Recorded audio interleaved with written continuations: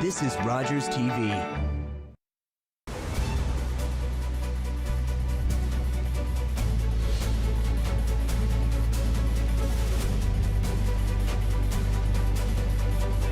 Is City News, now on 101.1 FM and 1310 AM.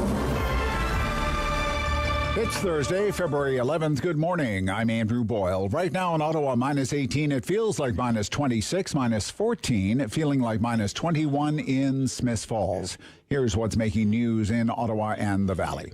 It's going to be a very unusual March break, no matter what happens. Vacations, gatherings, a no-go due to pandemic restrictions.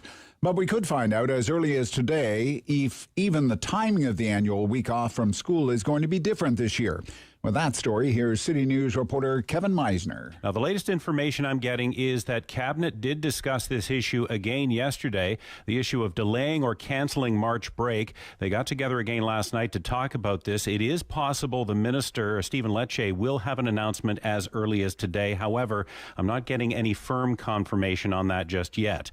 Just a possibility. Now, some are arguing allowing March break to go ahead as expected will encourage possible road trips and socializing, which would only increase the risk of spreading COVID-19 and then possibly bringing the virus or more cases of the virus back into schools.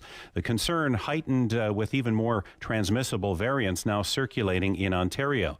However, Ontario's two largest teachers' unions say staff, students, and parents all need a break after all that at-home learning. I'm Kevin Meisner. City News time, 9:01, and now your forecast with meteorologist Jill Taylor. The cold stretch continues. Dress for a wind chill closer to minus 18 through the day. We'll get into the sunshine. The high just minus 9 and minus 22 for the overnight low. It'll feel closer to minus 30 overnight. Tomorrow, even colder. Some sunny breaks. A high just minus 14. For today, the high minus 9.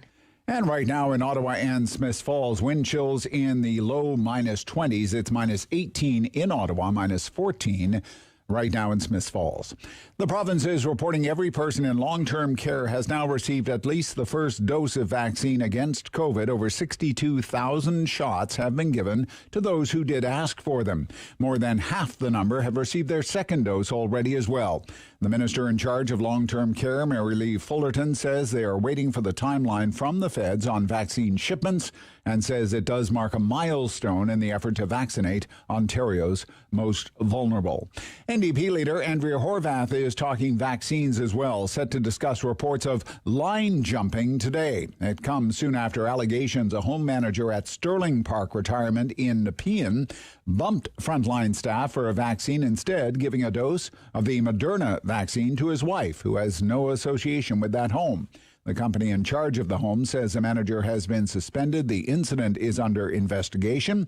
Horwath expected to be joined by the NDP deputy leader, Sarah Singh, for this discussion. It'll be on Zoom at 10:15 this morning.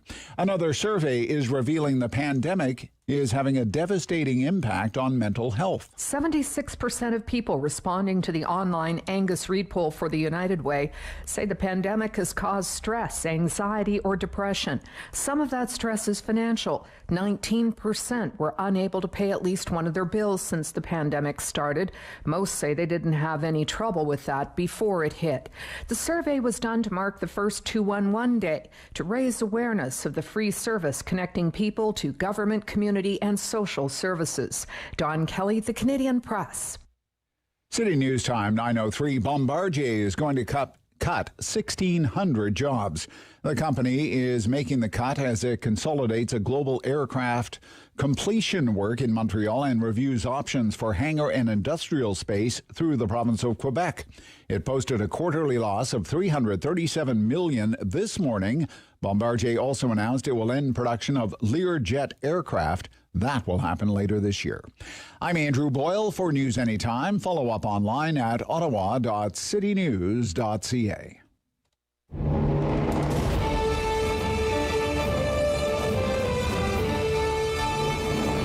Good, bad, or complicated.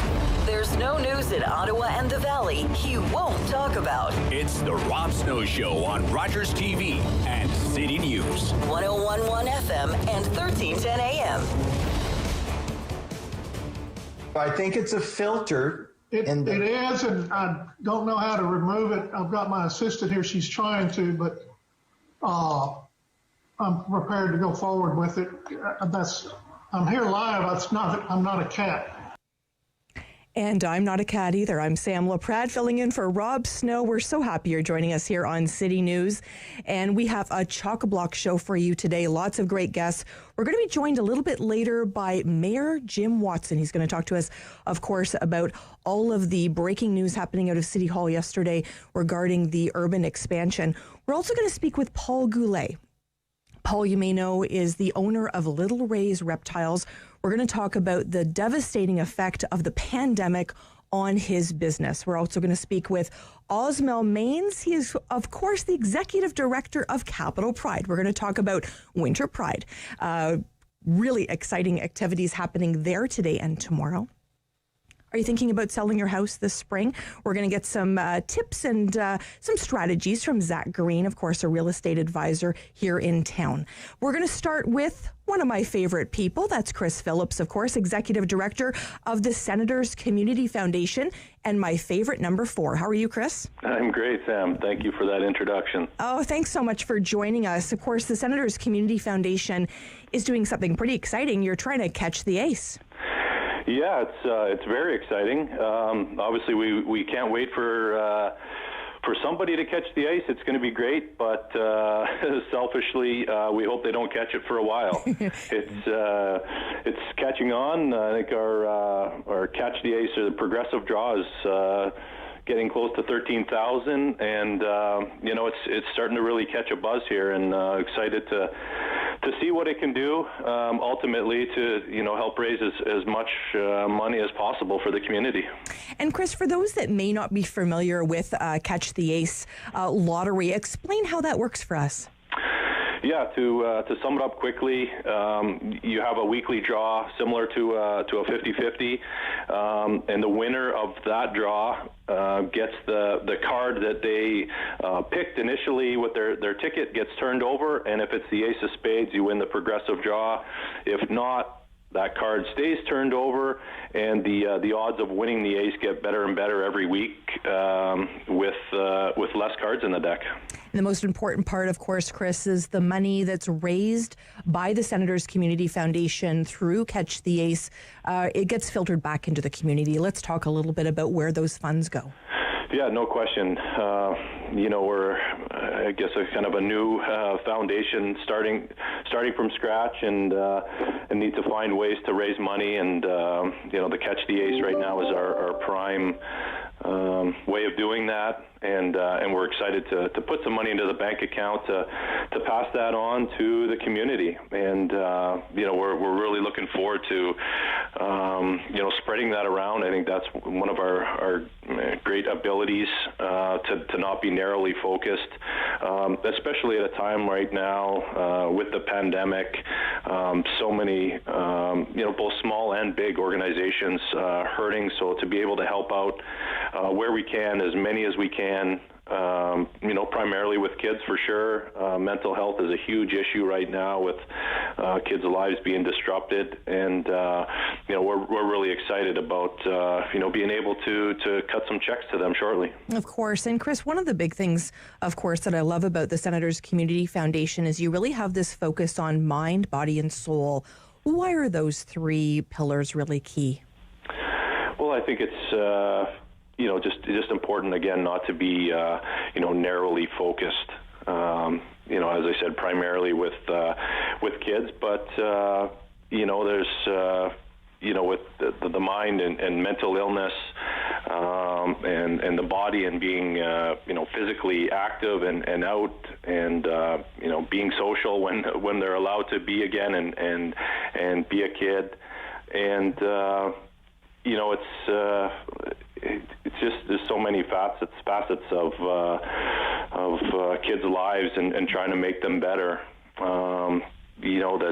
That we're really excited, as I said, to financially be able to help out some of these smaller organizations that are helping kids in these ways, or in the same way using our brand and developing partnerships to help organizations themselves, raise money and have a voice, draw attention to, issues that are out there that might not necessarily be household issues that people aren't aware of, that we can help out that way.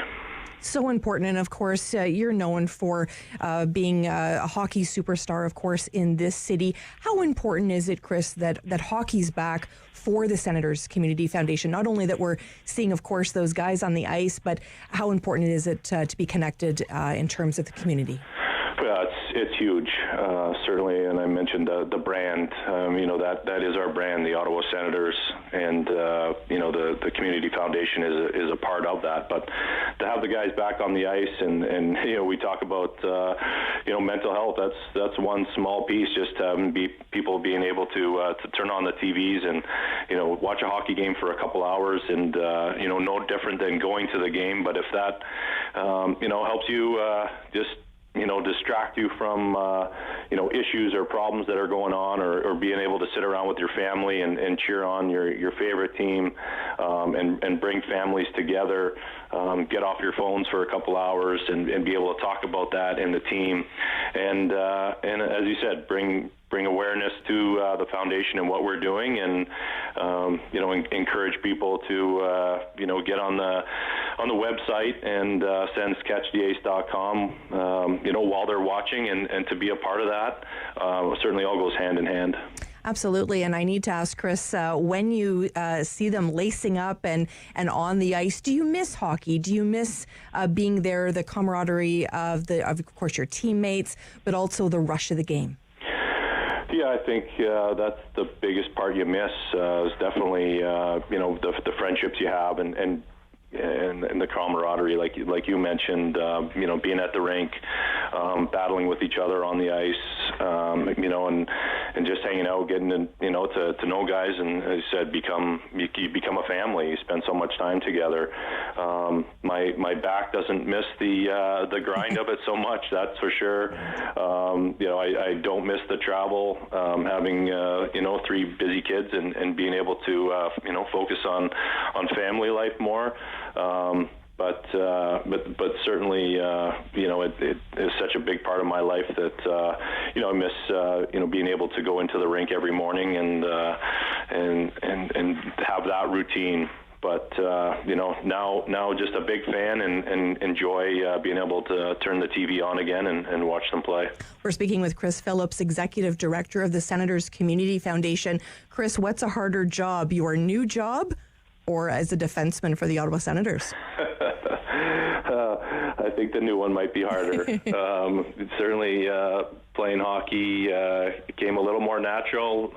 Getting into this world, there's a lot of new challenges, and I know you know him well, but very thankful to be working with Brad Weir, who's integral part of our organization. That's been walking me through the do's and don'ts and how to do things, and a big part of what's going to be our success going forward.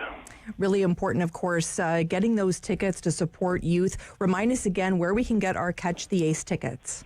SensCatchTheAce.com or the SenatorsCommunityFoundation.ca, either website. And good luck to everybody. And it's, as I said, creating a buzz here. We're excited about raising a lot of money for a lot of organizations.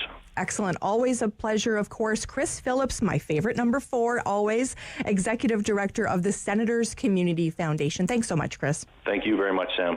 When we come back, we're going to have many, many exciting guests for you today. We're going to speak a little bit later with the Mayor of Smiths Falls, Shawn Pankow. We're going to talk to him about what's new in Smiths Falls. We're also going to speak with a doctor who has a conversation with our Prime Minister today about vaccines. We're going to speak with her a little bit later. We're also going to speak about Winterlude, virtual Winterlude, of course. Really important to get out there and support a Winterlude virtually. And, there's a little bit of bonus about that this year is people can enjoy it all over the world. So we're going to speak with Amy Mills, a spokesperson for Winterlude. We're also going to speak with Warren Clarke. We're going to speak to him about Black History Month. And a little bit later as well, The Honourable Minister, John Yakabuski, is going to join us, of course, from Renfrew, Nipissing and Pembroke. He's going to talk to us about what it's like to open up some of his communities during this time, of course, as the province is also opening up. We're going to speak with Mayor Watson. Stay with us here on City News. Hiring can be... I always knew I was going to own my own business, and I've always wanted to have a store. And I sort of figured when the right concept came together at the right time, I would move forward with that plan. And so through doing some environmental initiatives in the restaurant group that I was with prior to opening this store, it just triggered my path towards being more environmentally conscientious and wanting to make more of a difference, and hopefully encouraging, inspiring other people to want to do the same, at which point the idea for All Eco was born. I have some really fun products. I have a really wide spectrum of products. So the things we look for in terms of qualifying products are sustainably made, upcycled, recycled, zero waste, all natural, no harmful chemicals to like the environment or to our bodies. We have like fun stuff, so like really clean burning candles, lots of really natural body care and skin care. I put a real emphasis on Canadian products. I really try to support up and comers, and I always source Canada first. The refill bar is really important to me. It's really huge. I think that's been exciting as well, because I thought it was going to be a real process in convincing people that this is a better way to go. And actually it was just like right away there was a built-in affinity towards doing refill, which has been great. We closed, I think, probably we were closed down by before the second week of March. Just didn't feel we could comfortably or confidently stay open, even though I do sell essential products, like in terms of the cleaning. But we just didn't feel we could make a safe space for ourselves or our customers at that time, and especially with the information we had at the time. So we did close our doors, at which point I did not have a website, because that was I hadn't even scheduled myself to have a website at that point. So that was sort of like full speed moving towards that and trying to drive the business, at the same time still get myself on the map because I was so new. So during that time, as we were building the website, we were still doing a lot of video shopping and private shopping, online shopping, like online phone, text. Any way I could do business, I was doing it. And there was really a nice show of support for my business during that time, which was really, really encouraging. And now, we are fully set up online too. Wrong opinions. The Rob Snow Show returns on Rogers TV and City News. 101.1 FM and 1310 AM. Thank you so much for joining us. Of course, I'm Sam Laprade filling in for Rob Snow. Rob's taken a couple of days off. He is working so hard. It's nice for him to have a little bit of a long weekend, of course, heading into Family Day. We wanted to speak with Mayor Jim Watson. I think he's on the line. Mayor Watson, how are you? I'm great, Sam. Nice to hear your voice on the radio again. Well, thank you so much. It's appreciated. You obviously had a very busy day yesterday. We know that council voted to have that urban boundary expanded. There was a lot of division, though, between council. How are you feeling this morning about the decision? Well, I'm glad that the majority, a good, strong majority of members of council voted to support the Algonquins of Ontario. It's a good proposal. It gives the Algonquin people of Ontario an opportunity to benefit from economic growth in the city. As you know, one of the reasons why we have to develop new neighborhoods, Sam, is because Ottawa is a very livable city. People like to live in the city of Ottawa. We just surpassed the 1 million population mark a couple of years ago. Our staff tell me every day 26 people move to Ottawa, so they have to have some place to live. And this was I think, a win-win situation. The Taywin property out in the East End. It's good for the Algonquins of Ontario, and it's also good for the East End because we need to create more economic opportunities in the East End, so it's not just a bedroom commuting community. Orleans and Cumberland are amazing parts of the city, but they have the lowest percent of workers to population. So this is one opportunity to create a really sustainable, what we call a 15-minute neighborhood, where you can get to the grocery store and get to work, get to a sports facility within 15 minutes of your home. Mayor Watson, what do you say to people that are indicating that the Algonquin communities weren't chatted with before this happened, and they're really feeling that this isn't part of reconciliation? Well, I think a lot of the misunderstanding was that it was categorized by the Algonquins themselves, Algonquins of Ontario, as part of reconciliation. So it's not up to me to second guess their interpretation of what the proposal is. Bottom line is that we have to deal with the laws and the planning rules on the Ontario side of the border.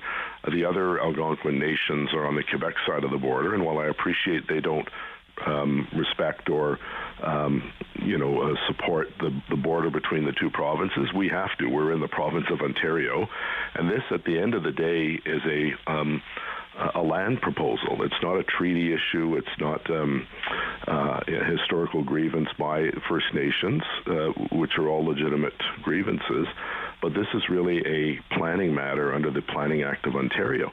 And the vast majority of members of council, on a I think it was 16-8 vote, sided with the Algonquins of Ontario, that this was a good plan.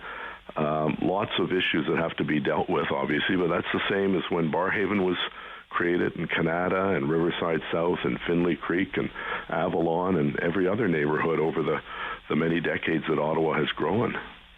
Really interesting. Let's move. You had to step out of council yesterday. I believe it was Councillor Jenna Studs that sat in for you while you took a call, and I believe that call was with the Prime Minister, and you belong to a very special club, the Big City Mayors Club.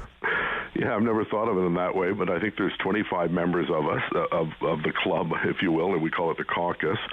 And we normally have at this time of year a lobbying couple of days on the Hill, but of course with COVID everything is virtual. So we had our virtual call with the Prime Minister. We spoke with Erin O'Toole yesterday, and I believe the Green Party leader and the NDP leader were going to be on calls as well. And the Prime Minister had some really good news for municipalities because, as you know, Sam, during the pandemic, we've had a big hit, as every city has across Canada, with a ridership on transit. And we want to expand LRT. Phase 2 is going really well. You see the construction everywhere on the 174 going down the middle of the 174. Then you see it, the Byron Linear Park out where I live here in the West End is being trenched out to create tracks for the West End Phase 2 of LRT. And then in the East End, or rather in the South End, they're doing a lot of work to get down to the airport, Riverside South, Beausville, the EY Center, and that's another very exciting project for LRT. But we need to go farther east and west and south. That's where the growth areas are, Barrhaven, Canada, Stittsville. And this permanent funding that will be entrenched in the government's budget will allow us to go and apply for funds to get the rail to go past Moody Drive into Canada, into Stittsville, and into Barrhaven. So it's really a very big glimmer of hope for us because we need the federal government and the province to help us expand and get the benefits of LRT out to the fast-growing parts of our city. Really interesting stuff. Of course, vaccines are on the minds of so many people. And, I'm thinking about countries like Iceland and Ireland, Spain, the United States, Norway, Greece. These aren't the places I want to visit. Well, I would love to, of course. But these are places that are before us in terms of this vaccine rollout. And when we hear what we heard, the alleged incident with a long-term care facility in regards to someone taking a vaccine that wasn't meant for them, what are your thoughts on that, Mayor Watson? Well, I said yesterday that the situation at the Sterling Place retirement home, I said it's both, deplorable and despicable, and you can add another D, dumb, on the part of the manager to bring his wife in, who has nothing to do with the home, as I understand it, as the media reported it. And they have to go first and foremost to the vulnerable residents, our senior citizens, and then to the staff who are dealing with those people, not individuals that are on the board of directors or a spouse of the manager. And so, I'm glad to see that the gentleman, or I think it's a gentleman, has been suspended. Wish ill of people, but that was a very poor judgment call on his part to do that and take it away from a housekeeper that is in constant contact with residents of these retirement homes. So I'm really proud, Sam, of our response, because we've now finished all long-term care homes, both first and second shots, doses, and we're now we've done, I think, about 30 retirement homes, which are different than long-term care homes, and they started last Sunday, so I think we've wrapped up the first dose to about 30 of those homes, and they were ranked based on the severity of outbreaks and deaths, unfortunately, and people with COVID-19, so that was the right thing to do. And even the Prime Minister and Premier Ford and General Hillier, when they had a news conference about the rollout, highlighted Ottawa as the gold standard, that our paramedics and our nurses and our doctors are doing a remarkable job, and we're getting needles into arms. Which is obviously very important. Mayor Watson, when do you think you would get your vaccine? Do you have any idea of when that would roll out to people in positions like yourself? Yeah, I suspect, down at the end of the list for sure, because, I'm under 60 and I, have no health issues, so I should be one of the last ones to get it. So, make sure everyone else, because they'll be, going to finish the retirement homes, and then they go to people over 80 and then over 70 and over 60 and so on. So there's obviously a lot to do, but we have a really good distribution system ready to go. We're going to get flooded within the next couple of weeks with a lot of doses, so we have to make sure that we have the infrastructure in place to get to as many of those places where people live in retirement homes, and then start the process where we have 4 different vaccination centers across the city to get people in on an appointment basis, because we don't want to see what we saw at the test center at Brewer, where people are lined up, a kilometer down the road in the hot weather or the cold weather or the rain or the snow. Absolutely. We just have about 20 seconds left. What wise words would you share with small business owners that have been so patient? Well, to thank them for their perseverance. As you know, Sam, it's been really, really tough on the folks that run small businesses. We're very, excited about opening up the economy on Tuesday after Family Day, and to get residents to go out, not for big, huge parties, but go out and patronize these small businesses and help them in their time of need, because they've struggled mightily, and we need to help them to get them through this. Brilliant. Thank you so much. Mayor Jim Watson joining us. Stay with us here on City News. There's only one.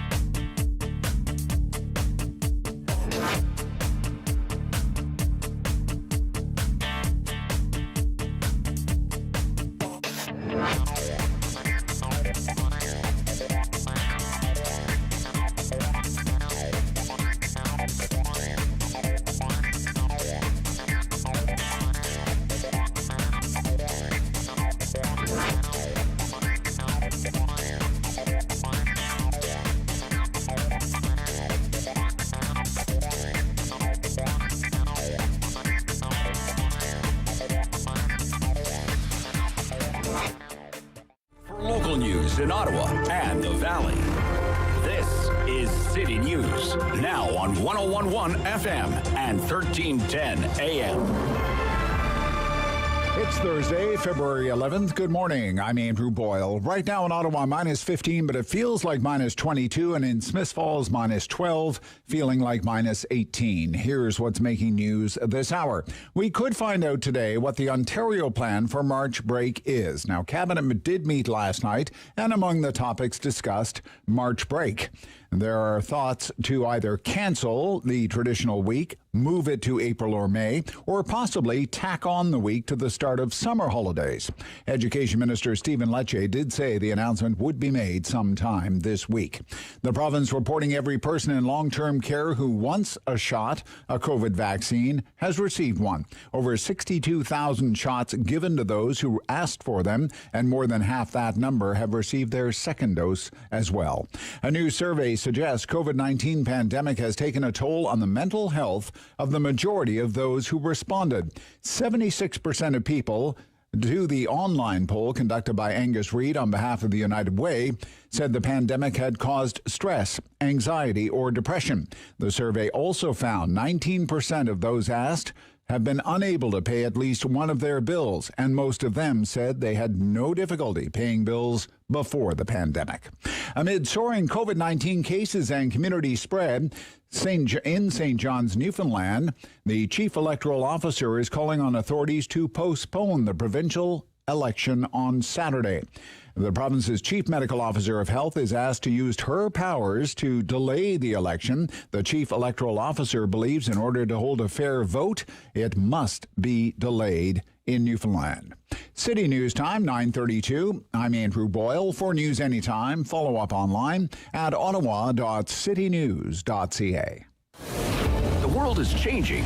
So keep up with Rob. The Rob Snow Show returns on Rogers TV and City News, 101.1 FM and 1310 AM.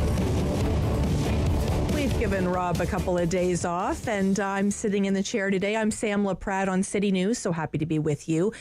We really feel for small business, and I feel certainly for Paul Goulet, owner of Little Ray's Reptiles. Hi, Paul. How are you?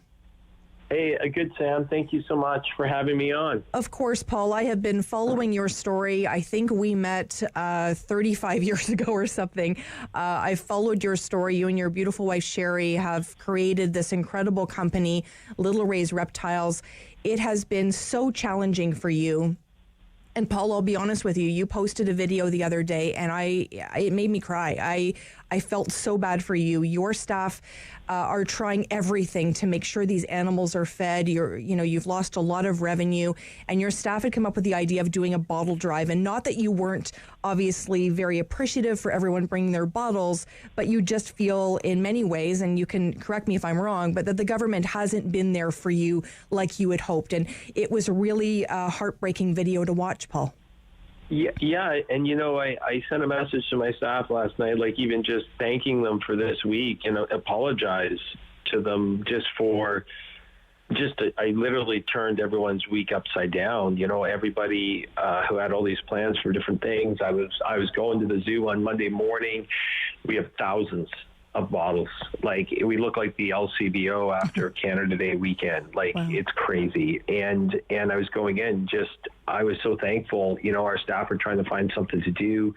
I wanted to take a picture with the bottles and put up a video to thank everybody. And as I was getting there, I was just thinking of the reality of the situation, and our staff trying to help and working so hard, and to get there and to see 6 of my staff sorting bottles, volunteering to sort bottles. And I literally lost it. You've seen the video. I pride myself in being calm, and I was angry. I was beyond angry. My legs, I was trembling. I was so mad. And I turned to Kyle and Chris and I said, go to our Facebook page and go to Facebook Live right now. And they're like, are you okay? And I'm like, no, I'm not okay. Like, not even a little bit okay. And, to set it up, I've been really struggling since the HAZCAP program came out, the program that the government released for the hardest affected sectors, and we've been waiting on this since November. We are in that sector. You have to be more than 50% down in revenue for 3 months. For a 3-month period prior to, in the 8 months prior to applying, we're down over 90%. Like, we're down 93% in revenue, for the entire time. Like, there is no time that we weren't down more than 90%. Like, this is the program that we needed. And to see that the government had released a program that was asking the hardest affected sectors to borrow their way out of this, and not just borrow, but the interest rate is 4%. I just this morning got a message from my bank, and the first offer I got coming out of the gates to renew my mortgage was 1.5%. My neighbor across the street got a mortgage at 1.28. Not only do they want us to, the hardest affected sectors, to borrow their way out of it, they want to charge us 4% interest. Like they're not even giving us the cheapest money in the country. And then to see organizations, businesses that are certainly are getting programs, and why wouldn't a business take it? Hey, we'll cover 50% of your wages. And to watch businesses accepting these programs, and to see organizations getting hundreds of thousands of dollars in wage subsidies going out just to watch and see these companies pay dividends has been infuriating. While companies like ours, the hardest affected sectors, have been dying, literally dying.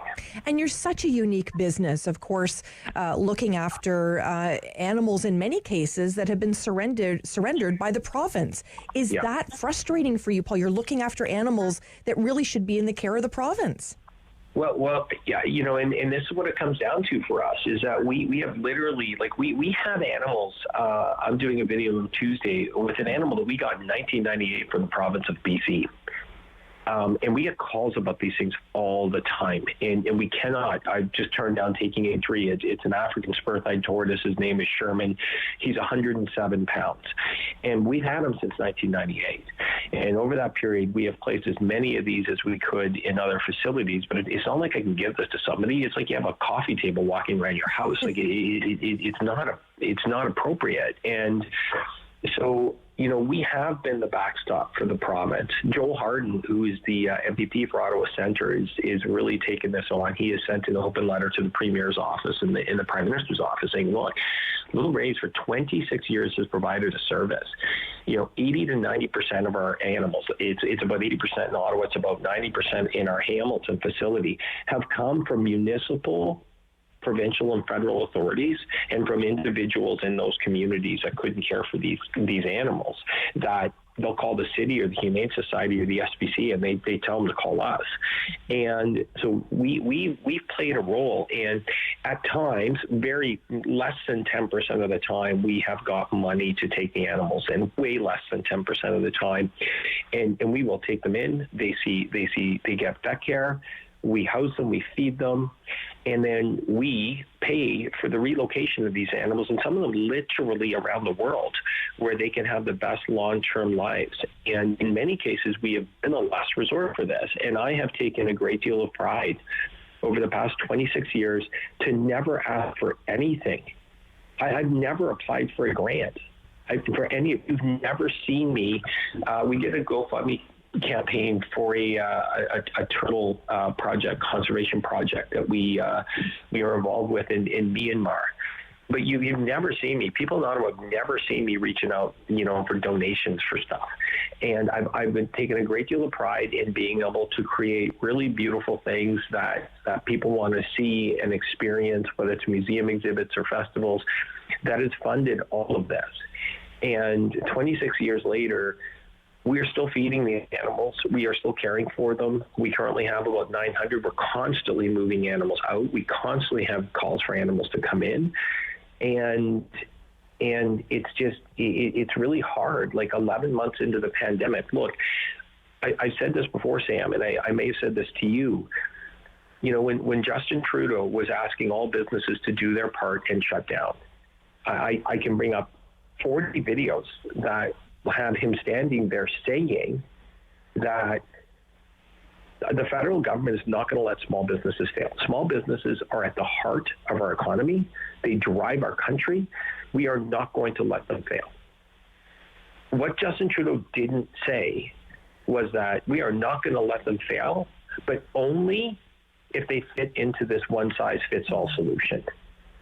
Like we were told that if we did our part, the government would be there for us. And Francis Drouin, who is an exceptional Liberal MP, he's our Liberal MP, where the zoo is, the Nature Centre in Sarsfield. He is an excellent guy, and he's working extremely hard for me. And I talked to him the other day, and he said, look, Paul, I was frustrated about the hazard program. He said, look, not everyone's going to be happy with every program. And I'm like, that's the problem. There is nothing in your programs that identify the unique nature of the expensive businesses. You're coming out with programs to say, okay, this is going to work for everybody. And it doesn't. And industries and businesses and entrepreneurs are being literally crushed right now. So what are you looking for, Paul? I know that you have lost a lot of money in this time last year. You were very excited about lots of things that were happening in 2020. You know, we're coming up on a year. How has your life changed in that year, and what are you looking for? We've got a couple of minutes. Yeah, no, thank you, Sam. We started a GoFundMe campaign. We simply cannot borrow our way out of this. Like we cannot take loans. We are losing our busy season. Right now, this is when we generate all of our positive net revenue that supports everything we do. January, February, March, and into April. We are losing that. We will, if this was a normal year and we lost those 4 months, we would not generate positive net revenue until the next January. And we would be functioning on what limited reserves we would have had. So we are losing literally $75,000 to $85,000 a month. That is our shortfall right now, and we have to make full payments. We still have to pay our insurance. Loan payments have to be paid, and the animal care cost is astronomical with over 900 animals. So we have started a GoFundMe campaign, and we have calculated that between now and December, we are going to have a shortfall of about $840,000. So we are trying to raise, it's unbelievable. I think it just went over 130,000 today. It's only been active for a day and a half. So the outpouring of support is huge. And so we're trying to raise as much money. We have some very creative programs that are going to come out, some virtual wildlife festivals. And we're trying to raise as much money as we can right now, because we cannot, we've already borrowed $750,000. I can't borrow another $1 million or near $1 million, another $800,000 to try to get out of this and have any chance of recovery. Personally, if you had 30 seconds to speak with Premier Doug Ford, what would you say to him, Paul? I would say that they need to step up for small businesses. I think that at the beginning of the pandemic, I've been very supportive of the Ford government and what they tried to do.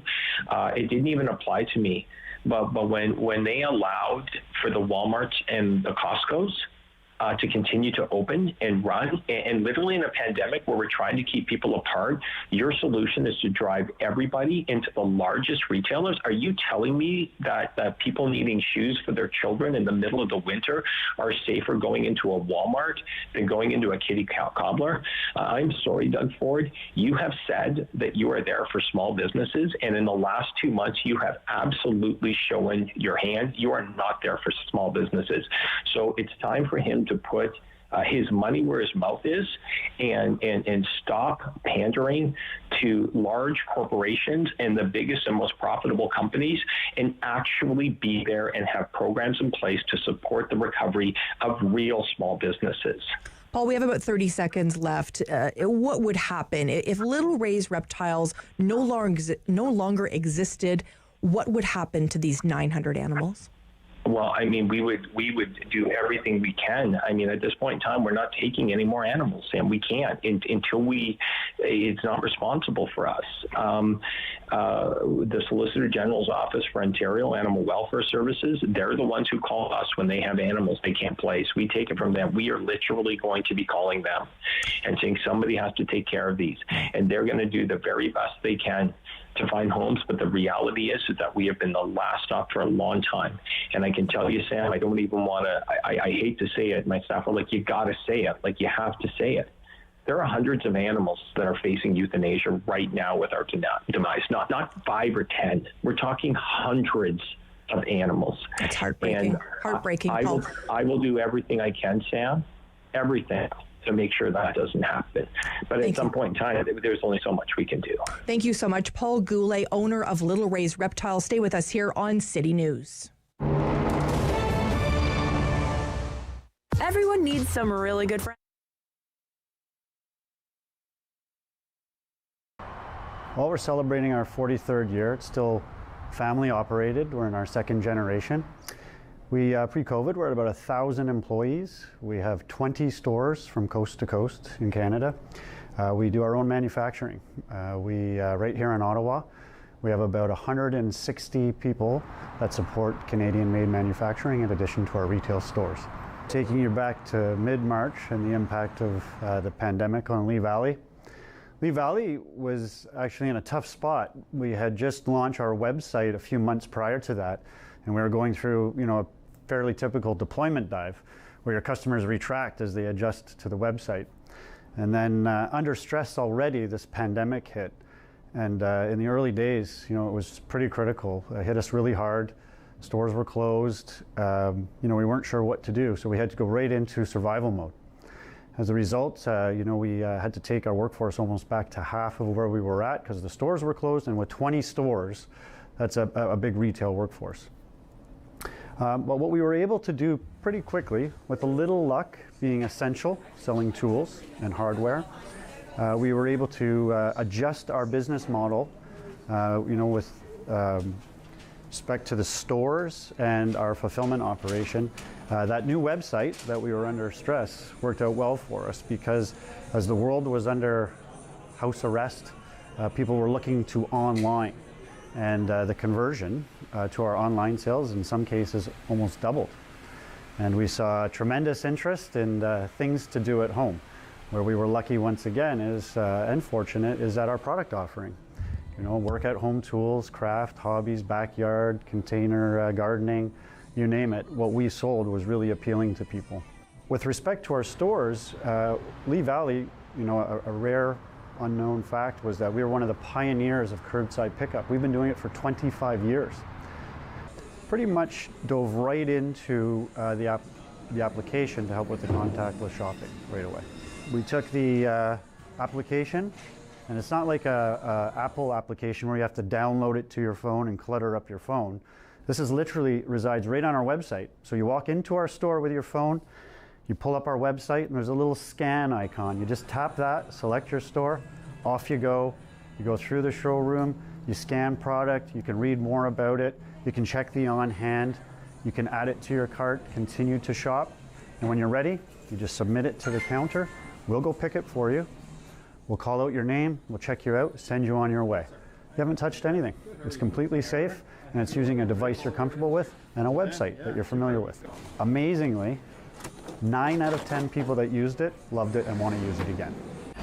The Rob Snow Show returns on Rogers TV and City News 101.1 FM and 1310 AM. I'm filling in for Rob Snow today. We're giving him a couple of days off. I'm Sam Laprade, so happy to be with you today. This time of year, we normally look forward, of course, to Winterlude, and many of us look forward, of course, to Capital Pride's event, which is called, I'm losing the name, Osmel Maynes. Join me. Let me, fill me in. What do you do for Winterlude when it comes to Pride? Well, we have, good morning, first of all. We have what is known as the Winter Pride Festival. So it's the Pride Festival, but a smaller scale during the winter. And Osmel, you've joined me a number of times over the last couple of years talking about Capital Pride. And of course, we know that so many things were canceled in the pandemic. Why was it so important for you to go ahead with Winter Pride? It's important because during winter, we as folks from the LGBT community and other folks, deal with isolation, and especially now even more with the fact that during the pandemic, we have a lockdown. And so it is important for us to ensure that we can continue entertaining those within our communities and also allies within our communities. Do you think it's been hard for people, Osmel, in the gay community during this time? Maybe people that are trying to come out at this time, maybe not feeling supported as well? Yeah, of course. I think in many cases, folks battle various ways of living their truth. And yes, during Winter Pride or during any day is a way of trying to, ensure that you come out safely, ensure that you come out proud, and so having various programmings that caters to inform you about, these are the steps, these are the things that happens within the LGBT community. These are just a handful of helping advice that allows you to come out and live your truth. And the LGBT community is really an important part, of course, of our community. How are you sharing your pride during Winterlude? Of course, normally we've got the city buzzing with lots of tourism and all those kind of things, but you took this virtually, as we know, and I love it. You've had lots of events this week. You still have a couple of days that, of course, our listeners can get involved. Walk us through what's going to happen tonight. So tonight we have the wonderful talent of Kimberly Sundstrom. They will be performing at Queer Acoustic Soul with Kimberly Sundstrom. But before that, we also have on our YouTube pages various events that if you have missed them, you can just log in and check them out. One of them is Grow Your Business with Google, which allows folks who are having a hard time looking for new jobs, and so because of that, allows them to gain new skills in terms of gaining that new job, or even having a side business that allows you to do to make extra money with the new skills. And so we have that on the go as well. But yeah, tonight will be a great night. Folks can just jam, sit down, and listen to the magic of Kimberly Sundstrom. And then tomorrow we finish off the week with an in-studio partnership with the Ottawa Art Gallery, where it's a youth event, but anybody can join, where folks are able to do different type of crafts, different type of wonderful experiences and conversations. As we look forward to August of this year, it's a big highlight, of course, in the city of Ottawa, the Pride Parade, of course, every year. What are you looking for in terms of this year? Do you think the parade will be canceled this year?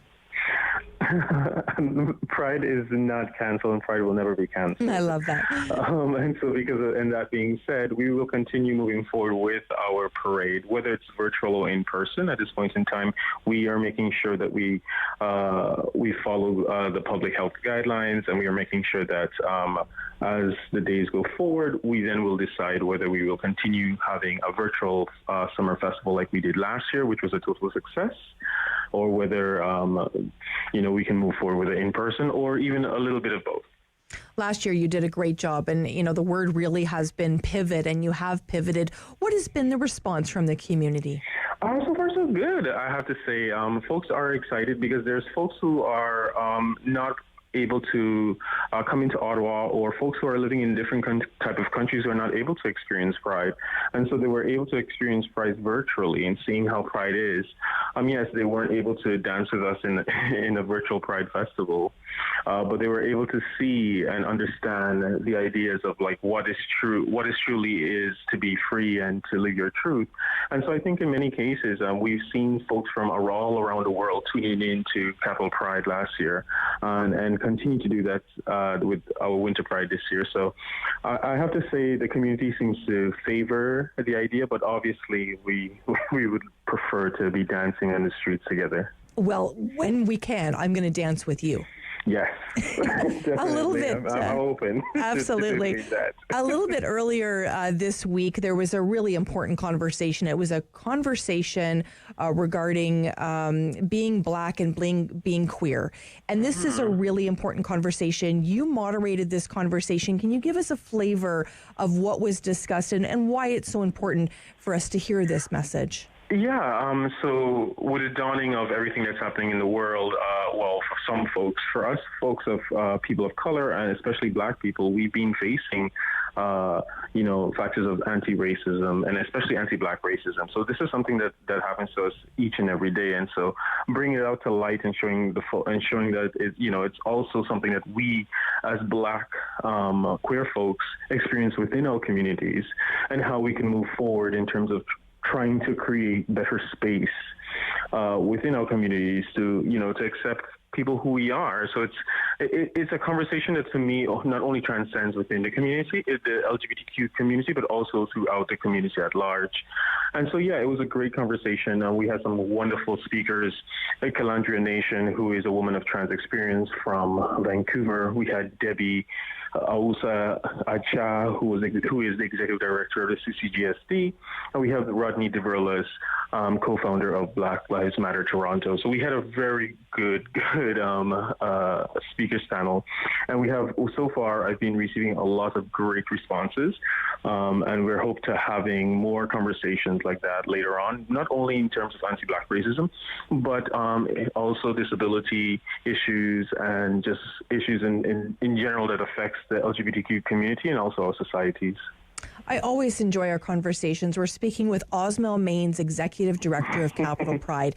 I always do, Osmel, because I always walk away and I feel like I've learned something. Thank you. If people are looking to expand their knowledge on all of these subjects, can you recommend any books or resources or maybe movies that you would suggest we find ourselves? Honestly, Sam, I always tell this to folks. It's like, Google is free. Right. And so that being said, is that I don't like to only pinpoint to one particular source, just because in many cases there's so many sources outside there that folks can navigate to that provides that information, especially for because in many cases it's very daunting for a person of color to continuously say, okay, well, you can read this book and read this book. I think that folks who have an interest should go out and find these books, because just like how in many cases through history and stuff like that, we tend to learn about various cultures and very history that tend to be very white-centric, then we should do the same with, people of color and Black folks. If I do have to say one particular book is Until We Are Free, which is a book that was penned by Rodney DeVerlis and a few other folks from the Black Lives Matter movement. I think that's a great book to read, but in many cases I love to say to folks, Google is free, just Google information about anti-Black racism, and you get a plethora of info there. Excellent advice always. Osmel Maynes, Executive Director for Capital Pride and, of course, Winter Pride. We have a big show for you coming up still. We're going to speak with Zak Green. He's a real estate advisor. He's going to talk to us about, is it a good time to sell, or should we be thinking about keeping that house? We're also going to speak with Mayor Shawn Pankow from Smiths Falls. We've got lots of conversations that you're going to want to stay here for today. I'm Sam Laprade, filling in for Rob Snow here on City News.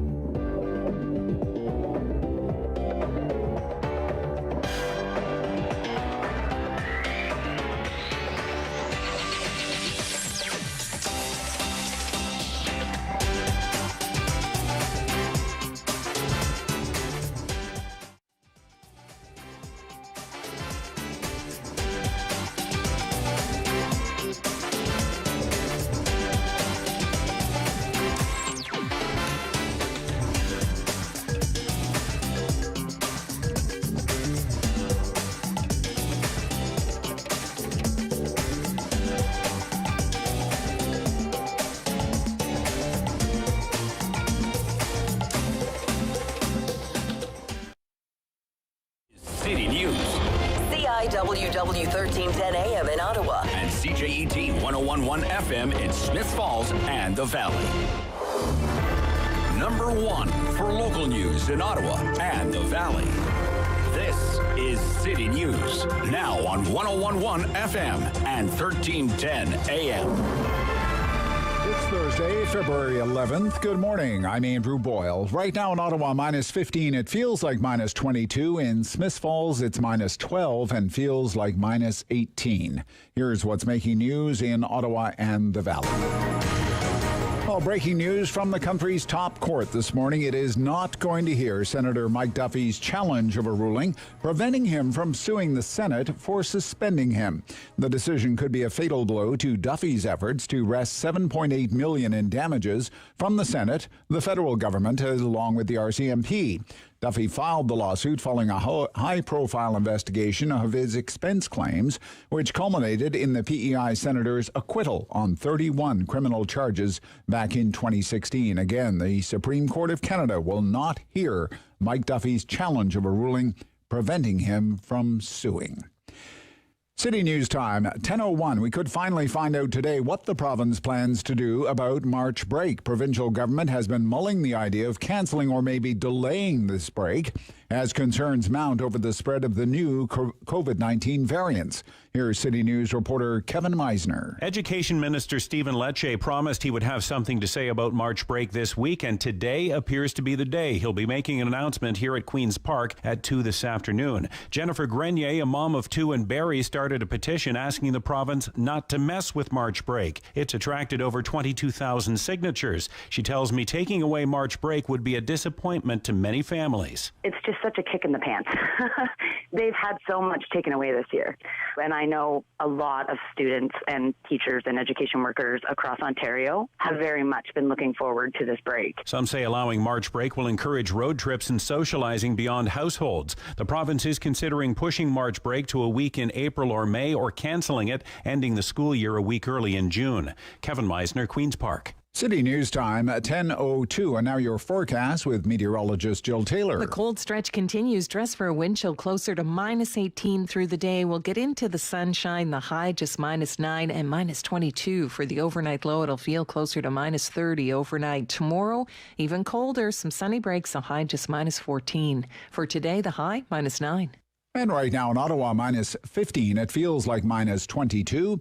In Smith Falls, it's minus 12, and it feels like minus 18. As efforts continue to vaccinate healthcare workers and long-term care residents in the province, the NDP leader, Andrea Horwath, set to discuss reports of vaccine queue jumping. Allegations of line jumping recently hit Ottawa after an incident at a retirement home in Nepean. Residents at Sterling Park vaccinated surplus doses then allocated to a number of essential caregivers and staff. But when it was time for one housekeeper to get her shot, it instead went to the wife of one of the managers in the home. That manager has since been disciplined. Horwath will be joined by Sarah Singh, the NDP deputy leader, shortly. The province is reporting every person in long-term care has received their first dose of the vaccine against COVID. Over 62,000 shots were given out. The second dose has gone to about half that number of people as well.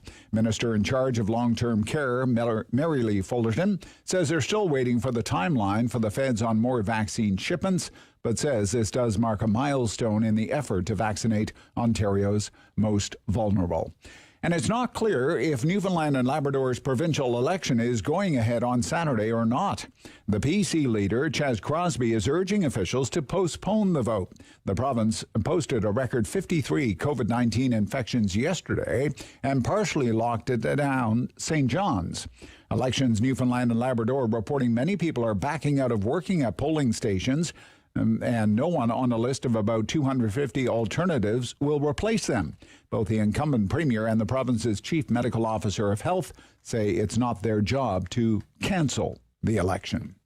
I'm Andrew Boyle. For News Anytime, follow up online at ottawa.citynews.ca.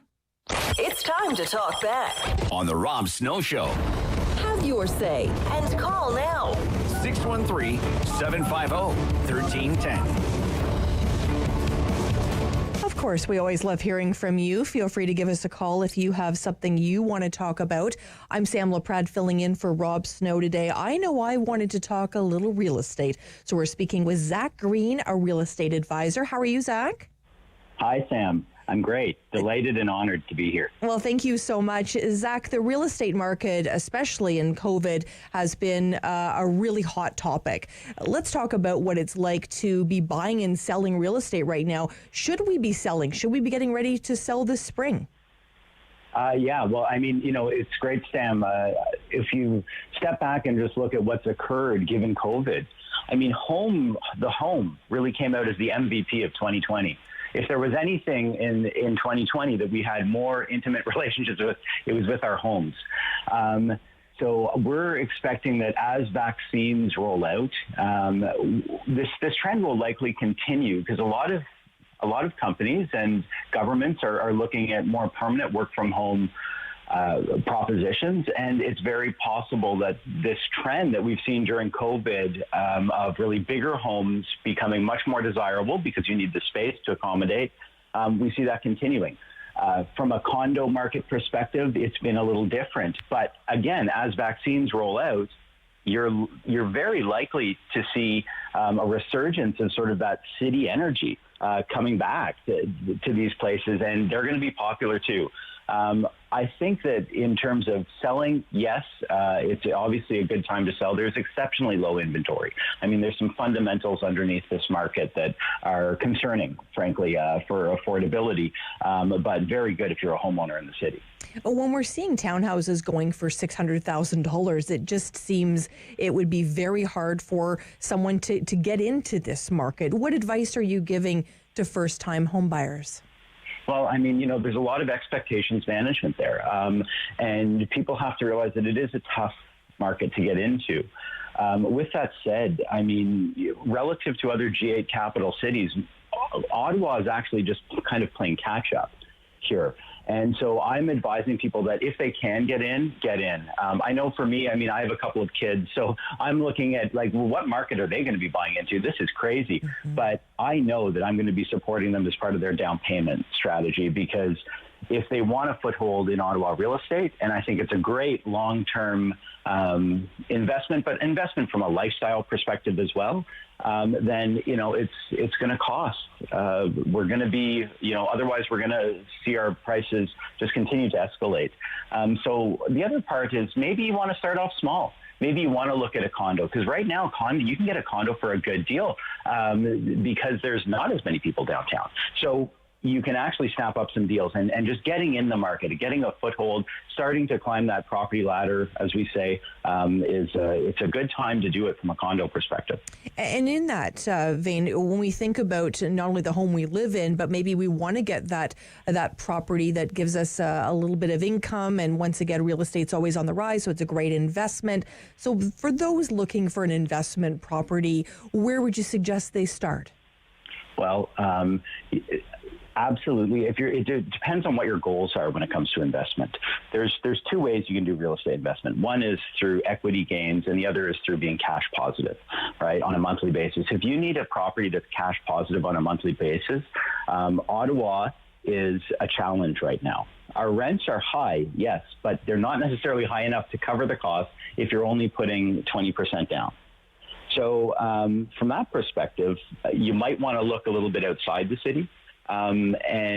But there's also low inventory on those rural properties. I mean, another trend this year has certainly been like cottage country and waterfront has had big city energy.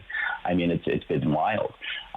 For those investors that are looking for cash flow, there's other little towns that they might want to look to. I know some investors who have been really successful in markets like Cornwall and Smith Falls from a cash flow perspective. But if you're okay losing a couple $100 a month for what would be really great equity gain, then maybe you want to look inside the city and rent out a bungalow or rent out a condo. Really interesting. We're speaking with Zak Green, real estate advisor. And for those people that are maybe looking outside of the city core, maybe in towns like Richmond and Arnprior, etc., what can they expect to find? Are they expecting a quote-unquote a deal in terms of a bigger home maybe for less monies, but a little bit more property? I mean, it depends relative to where. Yes, the home may be bigger, but I got to be honest with you, Sam. I mean, the $800 to $1.2 million range is kind of on fire. And when I say that, it's just these properties are going extremely fast. It began at the outset of COVID. I saw properties with 3-car garages, bigger properties that had been languishing on market. And inside of a couple of weeks, they just started to sell. And this is a trend that certainly continued. And to really strong degrees. There's properties that are going over by $200,000 that were selling for $950 that are now selling for 1.2 or 1.25. And to that point, all these bidding wars, is that one of the benefits of working with a real estate agent, is that in those bidding wars you may have somebody that is fighting on your behalf that maybe is a bit more experienced? Yeah, I think absolutely. And it's really important to be data-driven. And, you know, I think an independent real estate advisor can do that for you. You know, we're doing this all day, every day, so we become less emotional. Just like if you go to a doctor, he's not going to be emotional about your diagnosis. Well, I'm not going to be overly emotional about what I see. And that way, I think it just gives people a degree of certainty. The other thing that people really need to consider when I'm advising them, because people are paying over by $100,000 or more in some cases. And I'm saying, what's comfortable for you in your budget? You know, let's take away the noise right now. What are you trying to achieve? And if you're looking at, you know, I'm going to be here for 20 years, Zach, and I'm going, oh, okay, 20 years. Even if you overpay by $50,000 over 20 years, that's really not going to matter as long as you can afford that in your budget now. And so we really like to look out for people's financial well-being and their interests. There's a lot of mega trends happening globally. And Ottawa has just kind of hit its beginning here. And there's some very interesting things happening with the extension of the urban boundaries. This is a long-term structural trend of growth in prices, I think. At the end of the day, I think it's really important for people to remember, we're a city bordered by 2 rivers and a green belt. There's only so much space. Really good point. And of course, we saw City Council making that decision yesterday to expand the urban boundary. As a real estate agent, are you watching that closely? Absolutely. And I have clients who own land, some of which was included, some of which was not. I mean, it's, we've been watching that very closely. At the end of the day, though, we're looking at population growth of nearly 40% over the next 25 years, 30 years. I mean, that's outstanding growth. Even in the next 3 years, we'll probably bring in 80,000 people to the city. Where do they all go? And I think it was great progress to extend the urban boundary. Most likely, though, we probably need more to accommodate the sort of level of growth that we're seeing and that the city has said we're expecting. And in this market, Zach, are you recommending to your clients that they, paint the whole house and upgrade carpet and all that stuff? Or are you just saying, listen, stage this, make it look as great as you can because it's going to sell? You know what? That's a fantastic question. It's really, really a case-by-case basis. I don't like painting things with one brush. At the end of the day, these are our homes. They deserve an individualized approach. In some cases, I always bring a stager with me on a pre-listing consultation and or when we go for a listing, and I say, this is what you're going to need to do. And if that involves painting, then that involves painting, because a paint job can be the difference of $20,000 potentially. With that said, it really depends on what you have to sell. In some of them, we know that they're just going to, an infill is going to end up in infill development. So somebody's going to knock it down and they're going to build a home there. In which case, you probably are just selling for land value. And that's, I think, something that a lot of people don't realize is that it's not just housing prices going up, it's land prices, right? So. Really, really good point. Zak Green, real estate advisor with Engel & Volkers. Thank you so much for joining us today. Appreciate your advice. Thank you, Sam. Anytime. It was great chatting with you. Thank you so much. When we come back, we're going to talk about farming, and we're going to chat with Andre Houle from Houle Farm. We're also going to speak with Mayor Shawn Pankow in Smith Falls. We have lots of great guests for you today. I think it's really important, too, to talk about some of the tough topics. And we're going to speak with a father by the name of David McColl. You will not want to miss that in our 11 o'clock hour. Stay with us here on City News. I'm Sam Laprade, filling in for Rob Snow.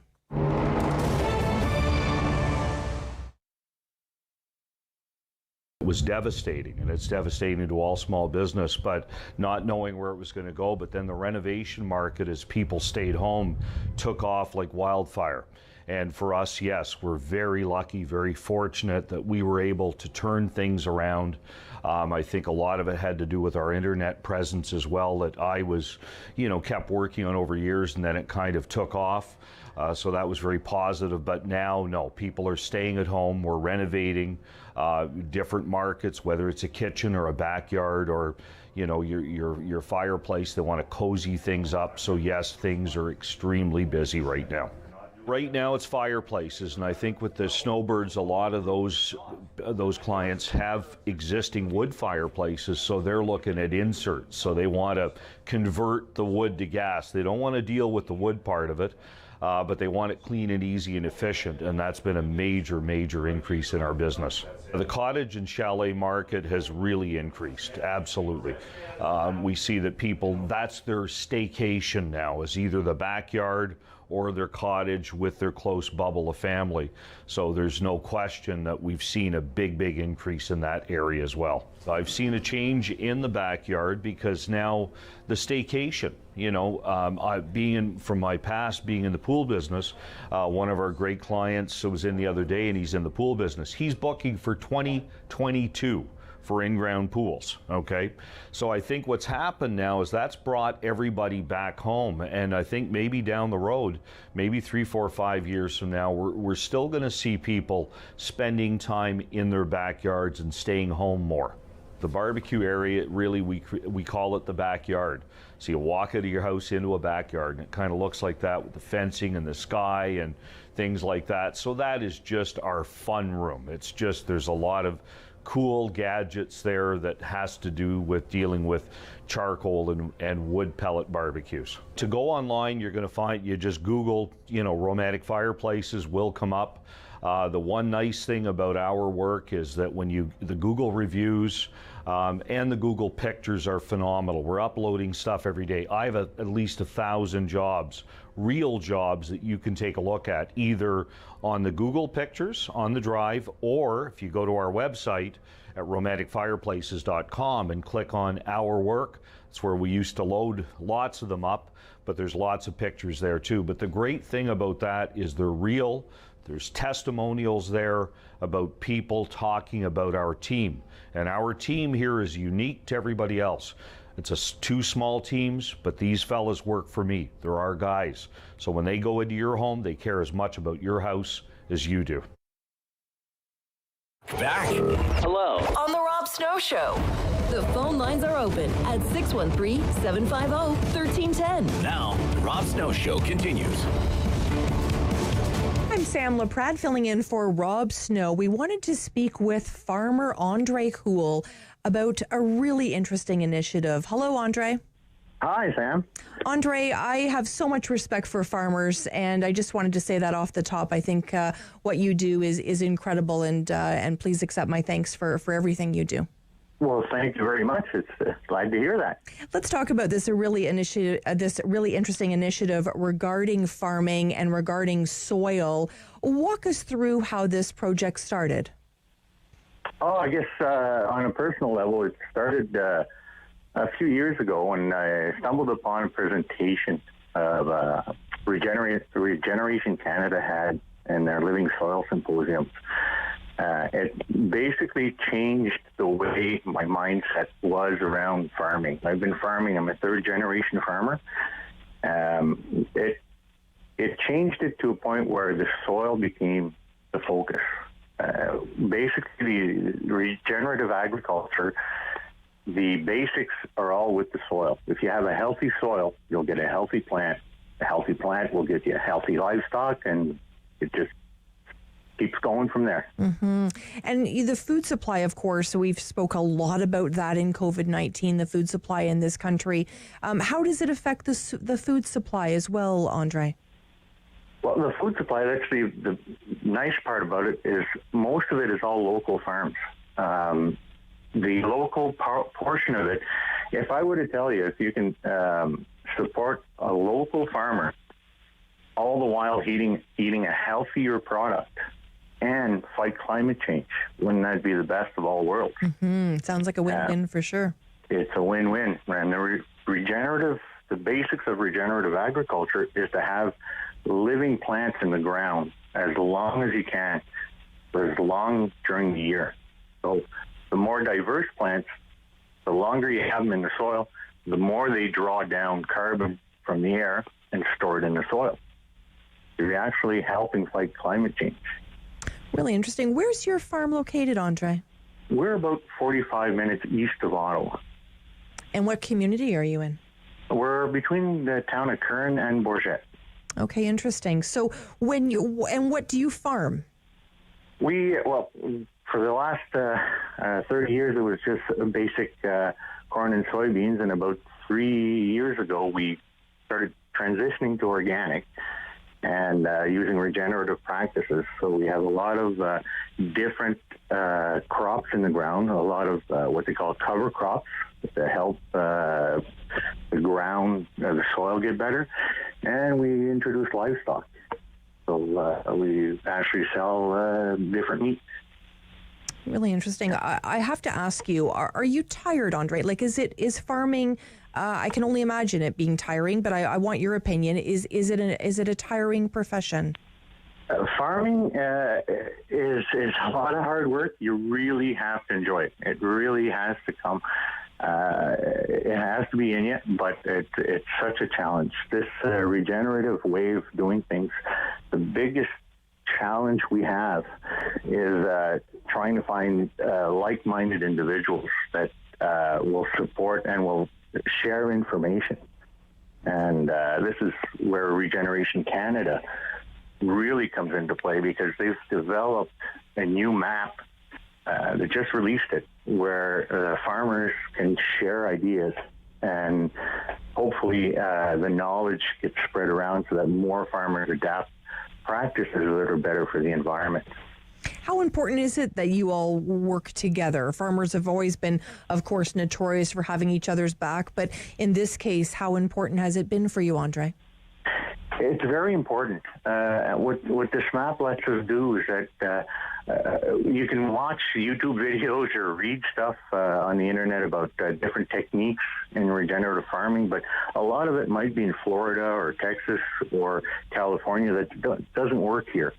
Whereas with this map, we can look up what other farmers are doing in this area, what works, what doesn't work, and then we can exchange ideas on what that is. And an added bonus to the map is that customers or clients that are looking for local products that are more nutritious for them can go to this map and actually look at what the farmers are doing, which farmers are offering agri-tours in the summer to get out and go meet your farmer.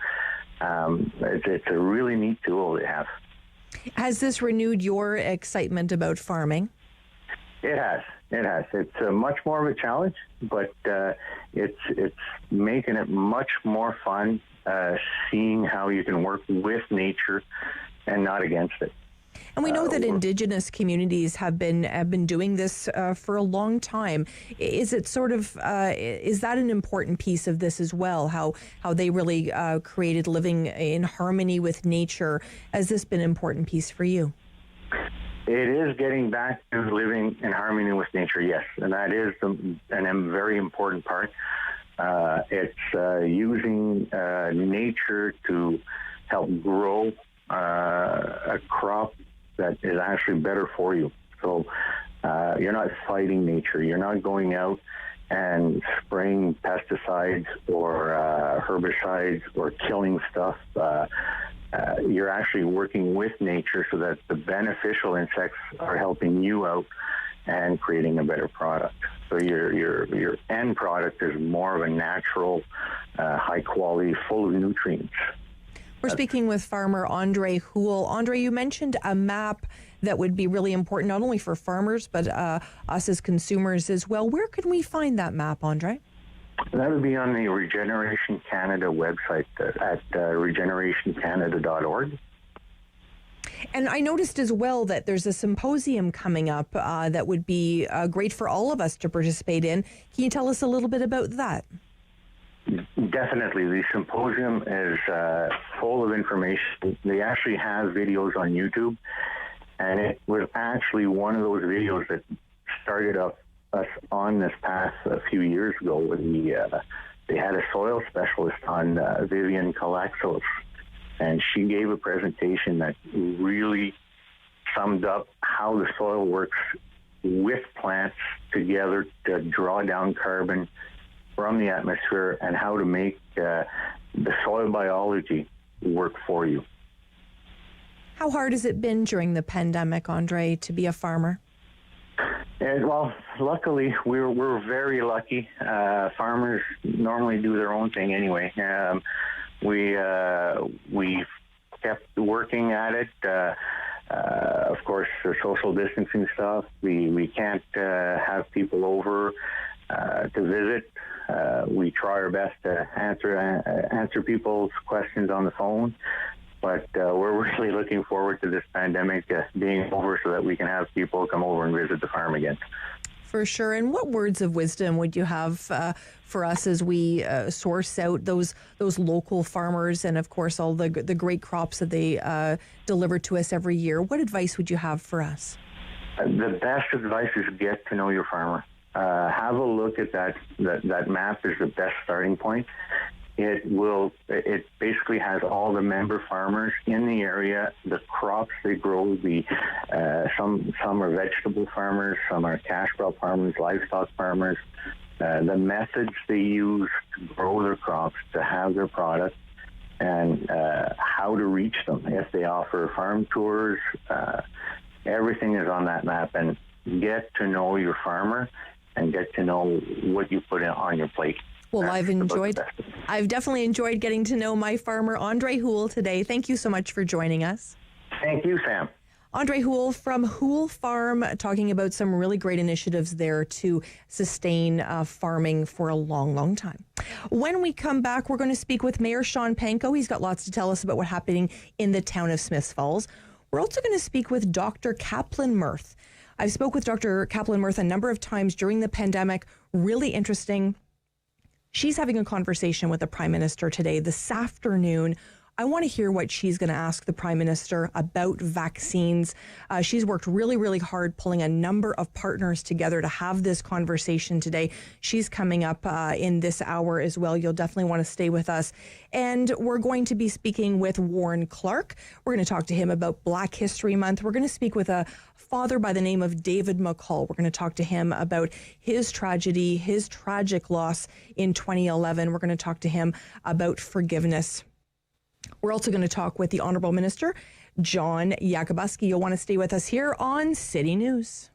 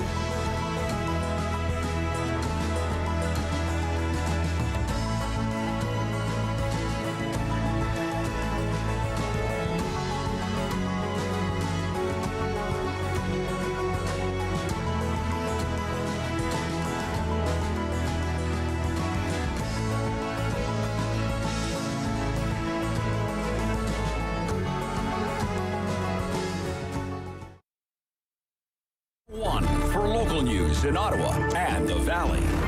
This is City News, now on 101.1 FM and 1310 AM. It's Thursday, February 11th. Good morning. I'm Andrew Boyle. Right now in Ottawa, minus 12. It feels like minus 20. In Smiths Falls, minus 11, feeling like minus 17. And here's what's making news this hour. Another 945 cases of COVID-19 in Ontario today from over 68,800 tests. There are also 18 more deaths reported province-wide. Ottawa has more cases as well, 15 more in Eastern Ontario Health Unit, 5 in Leeds, Grenville, and Lanark, and there are 3 in Renfrew County. Just clarifying those Ottawa numbers for you. We'll get those to you very shortly. Toronto, though, has seen a major drop with 112 cases today. And that's nowhere near the lead. That belongs to Peel with 258, also 116 in York Region. Another major event coming to the capital, plans underway after the city was awarded the National Skating Championships next January. TD Place at Lansdowne will host this event featuring 250 of the top skaters in our country from January 6th to the 13th. It's also part of qualification for the Beijing Winter Olympics. Supreme Court is not going to hear the appeal from Senator Mike Duffy. He had asked the court to clear the way for him to sue the federal government over his suspension from the Red Chamber. The PEI senator is trying to claim $7.8 million in damages. That effectively puts an end to that. Newfoundland and Labrador's chief electoral officer is calling on authorities to postpone the provincial election. That is scheduled for Saturday. COVID-19 cases are soaring there, and they have sent a letter to party leaders saying the chief medical officer of health should use her power to delay the election. City News Time, 10:32. I'm Andrew Boyle. For News Anytime, follow up online at ottawa.citynews.ca. It's time to talk back On the Rob Snow Show. Have your say and call now. 613-750-1310. We always love hearing from you, and I know Rob Snow isn't here today, so we can talk about anything you want. I'm Sam Laprade filling in for Rob Snow. We wanted to speak with one of our favorite mayors, of course, Mayor Shawn Pankow from Smiths Falls. Hi, Mayor Pankow. Good morning, Sam. How is it in beautiful Smiths Falls today? Well, as you heard from the forecast, a little bit chilly, but I guess we know it's going to get worse in the evenings, but we're doing okay. Smiths Falls certainly has lots of different topics that we wanted to talk about today. One of them that I just saw today was really this issue of housing, Mayor. And I understand there's a number of people, unfortunately, living in hotels due to the lack of affordable housing. Yeah, it really is heart-wrenching. And I know this is something that's been pretty common in cities for a long time, and the lack of affordable housing is generally not been as much of an issue here until recent years. And I think the sort of the renewal of our economy locally, the demand for housing locally has left far too many people behind. And anyone who is forced to leave their home, especially like a rental unit, was a very difficult time finding anything affordable. And as a result, as prices continue to move up, people who are on modest incomes really have little or no options unless you can somehow qualify for a unit that has been subsidized for your income. The wait list for those are now 7 years plus. So it's a really challenging situation, very frustrating. And as the town of Smiths Falls grows, of course, as we talked about a number of times, as Ottawa grows, those towns and cities outside will grow too. What are your plans for expansion, Mayor? Well, I guess if I go back 6 years as mayor now and 4 years on the council before, I think I've always had a objective of growth. I always believe we needed to grow to long-term needs. And I guess one of the byproducts of that maybe we didn't anticipate early on was the impact that would have on housing prices, which is positive if you're a homeowner. But if you are renting, that demand is just pushing prices so high.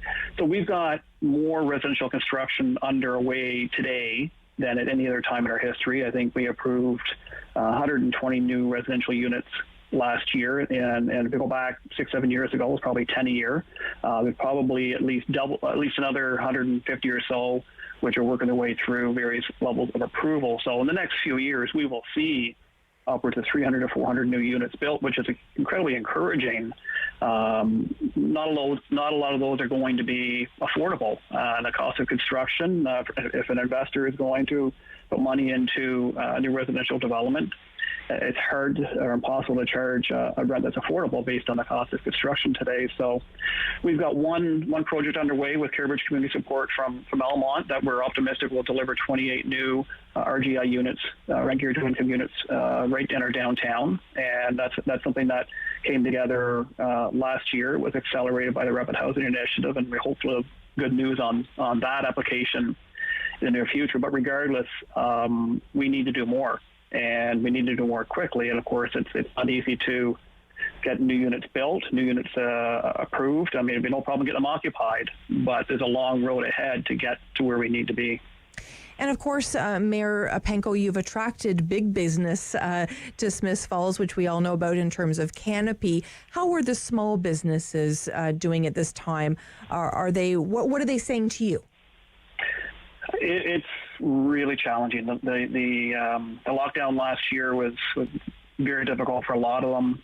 Fortunately, for a lot, or most probably benefited from some degree of federal provincial support, but there were those who fell through the gaps as well.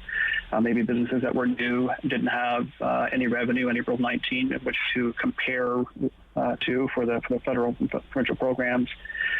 We had a Zoom with our business community a couple of weeks ago.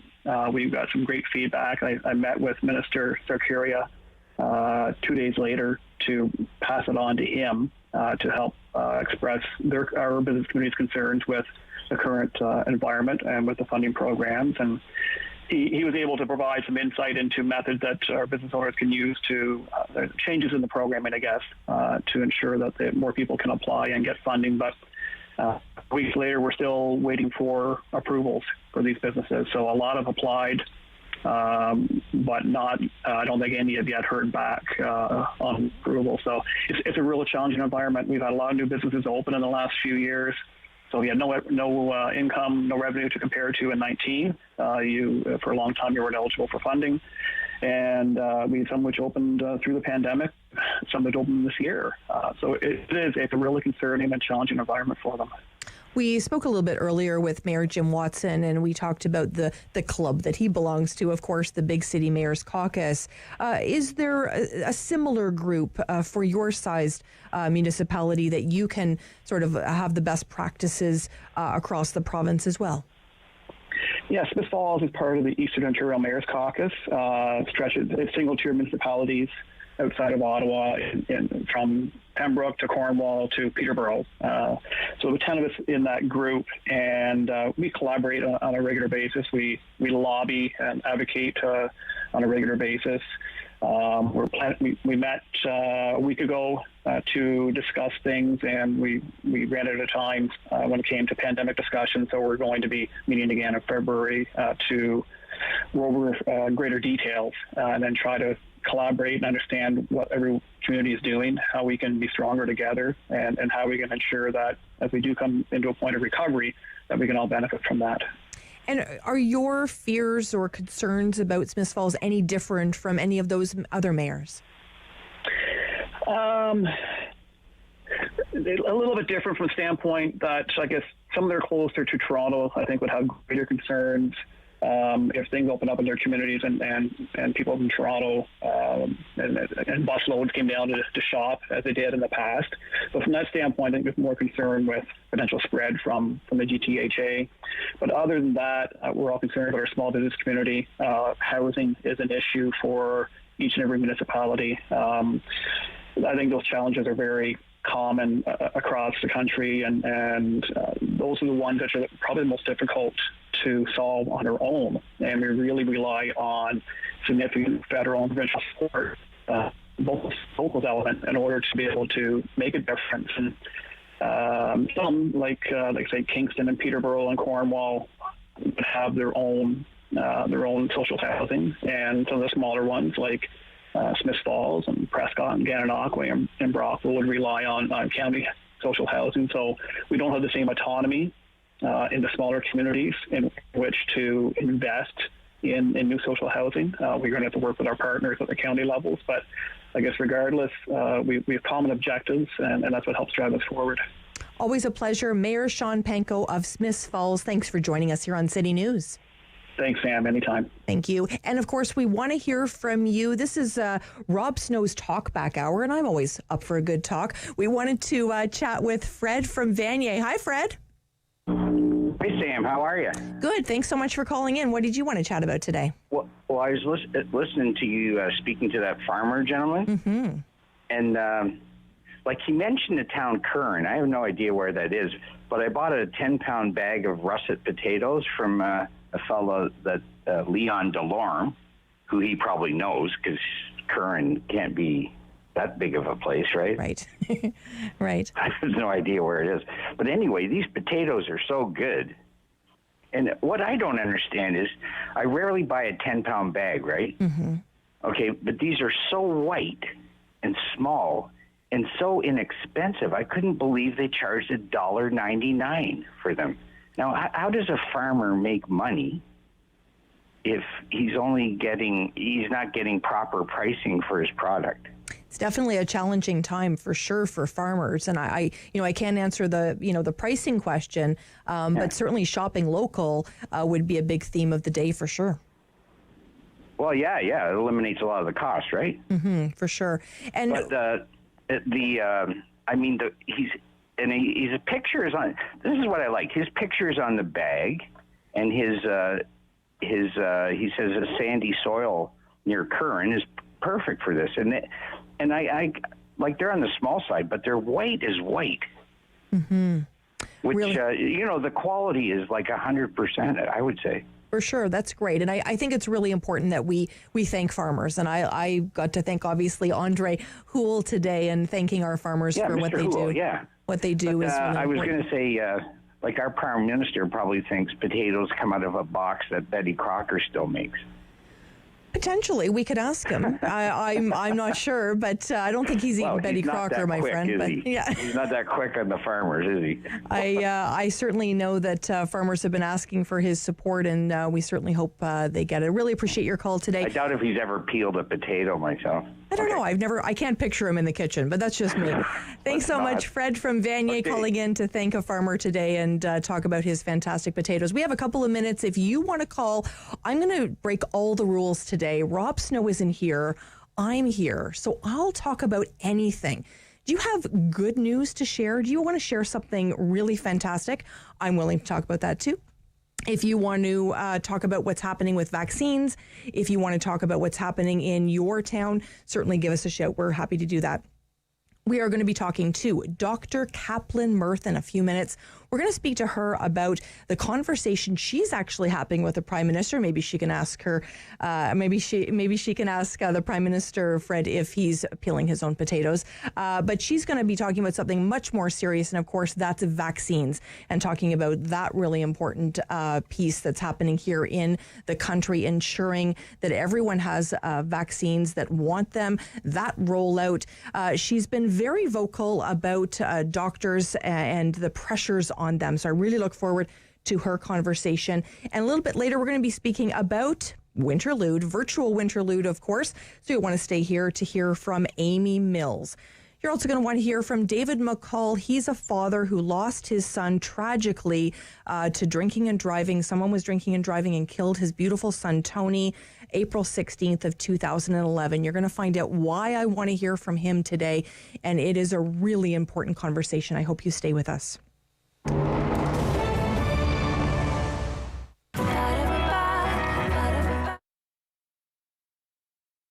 No Nut Butter is a business where we make allergy-friendly spreads, so alternatives to peanut butter, Nutella, or those kind of things that kids and adults like to have on toast or on a banana or on an apple, and aren't really available to people with severe food allergies or allergies to the top allergens. When you're an allergy parent, you read every label because you need to know the details of every ingredient that's in the products that you're going to feed your kid. So we found that a lot of the products that we were looking at had may contain warnings, which we can't have, and had just so many ingredients in them that you don't know if there's a weird unknown ingredient that is kind of disguised under a different name. So we started No Nut Butter so that we would have the opportunity to have products that were safe and free from the top allergens and had really simple ingredients in them so that you would know exactly what you were feeding your kids. We make 4 different products at No Nut Butter. So we make a pumpkin seed butter, which is our alternative to peanut butter. So it only has pumpkin seeds, roasted pumpkin seeds, and some kind of oil in it. So we usually use corn oil or olive oil. And then we make what we call Choco Pumpkin, and it is our alternative to a chocolate hazelnut spread. So it is our pumpkin seed butter with our chocolate spread, so very much chocolate hazelnut spread. We make a coconut caramel, so it is coconut milk and sugar, and it is our kind of vegan option for caramel because typically caramel has lots of butter and dairy in it. And then we make an apple butter, which is apples and cinnamon and sugar, and that's it. We do also make a sugar-free pumpkin seed butter option because we have some diabetics and just some people who don't want sugar in their lives, and so we do offer that, but you'd have to custom order it. There are very strict rules around producing products, particularly nut-free products. You aren't allowed to cook in your own kitchen, which makes a lot of sense. If you have a dog, you don't want to cook in your own kitchen. But from a nut standpoint, it's just making sure that you have everything really clean and organized. So we cook all of our products in a commercial kitchen so that we can keep all of those health and safety procedures really tight and together. My personal business started a company called Shop Local Ontario during the pandemic, so we were pretty well equipped to go forward into the pandemic in a world of e-commerce and transacting online. You can find us online at nonutbutter.com, or you can find us on Facebook, No Nut Butter, or on Instagram at No Nut Butter. Back. Hello. On the Rob Snow Show. The phone lines are open at 613-750-1310. Now, the Rob Snow Show continues. I'm willing to break the rules today. If you want to call me and talk about anything, it doesn't matter what it is, I'm happy to chat with you. I'm Sam Laprade, filling in for Rob Snow. Rob's got a couple of days off, getting rested over this family day long weekend. So we look forward to having him return on Tuesday. I wanted to spend some time speaking with Dr. Kaplan-Myrth. Hello, Doctor. Hi, Sam. How you doing? Good. I really enjoy our conversations because you tell it like it is, and you're going to hopefully tell it like it is with our Prime Minister today. Yes, I am. It's pretty cool, actually. I'm excited, and all of our panelists are very excited. And the topic, I understand, really is around vaccines. So break this down for us. What message are you hoping our Prime Minister walks away with today? Yeah, so like a couple of months ago, I started tweeting and writing to say, you know, that healthcare workers and advocates across Canada, we all had the same issues that were keeping us up at night, worrying about how our most marginalized patients were going to have access to the vaccine, and how issues in terms of urban versus rural, issues in terms of people actually delivering the vaccine, like who's going to give the vaccine. And so I wrote to the Prime Minister's office, and I asked if we could please speak to them, and lo and behold, they said yes. And so I put together this panel of amazing healthcare workers, and some of them are doctors, nurses, pharmacists, personal support workers, and then we also have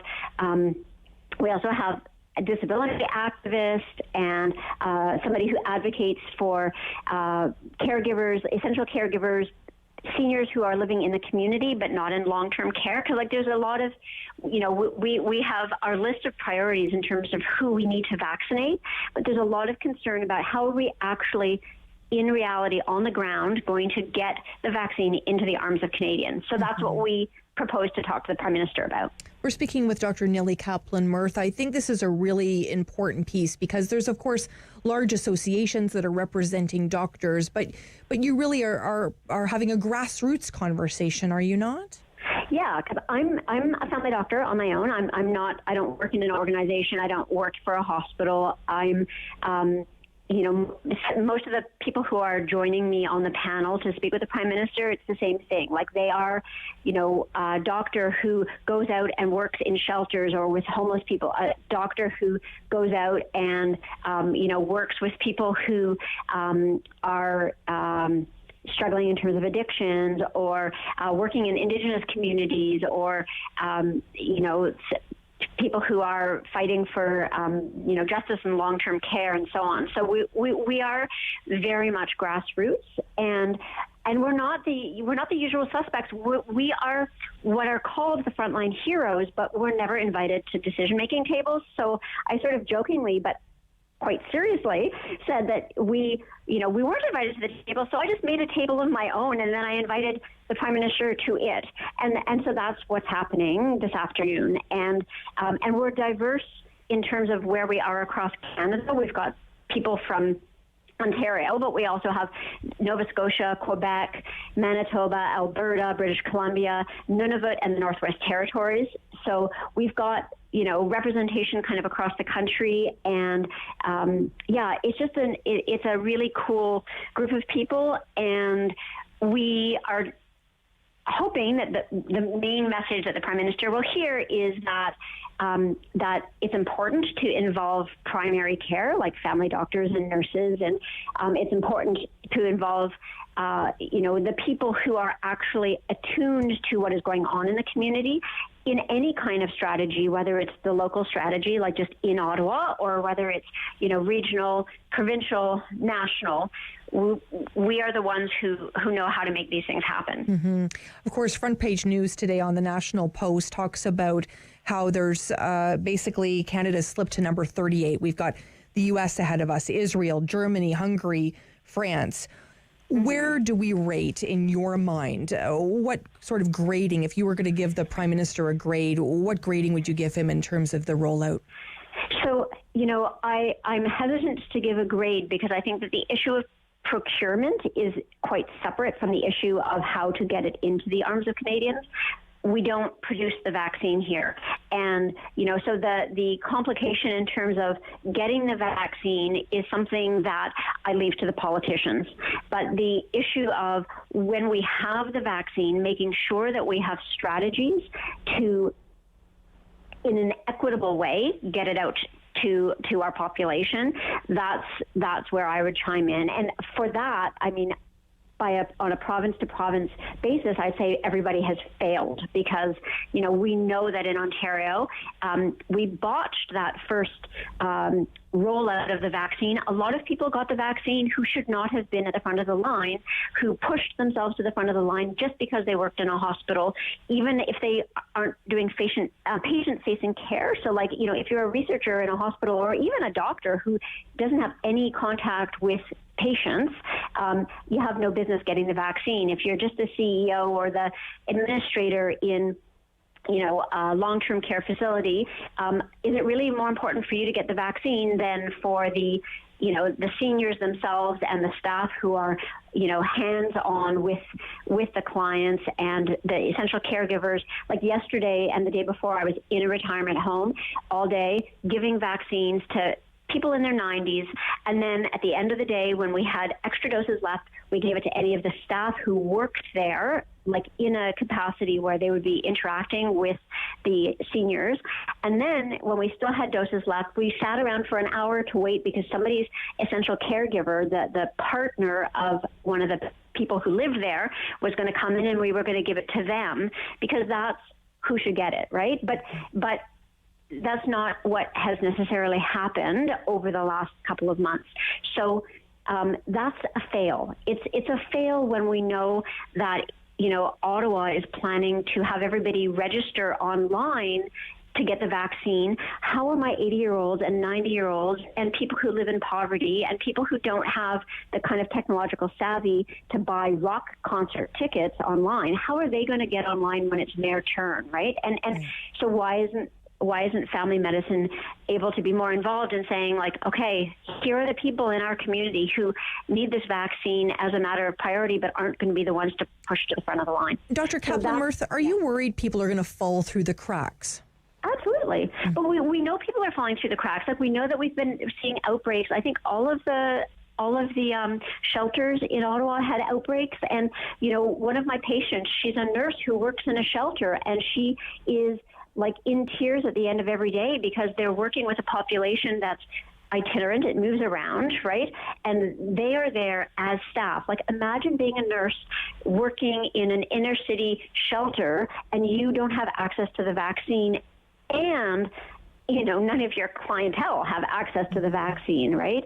So, yeah, who's going to fall through the cracks is like all of our most marginalized patients. And then even the healthcare workers who have more precarious kind of employment, like if you're a personal support worker and you're working part-time or you're casual staff, even as a nurse, you might not get the vaccine, you know, for months. So those are the people that I worry about, and that's not an issue of procurement of the vaccine.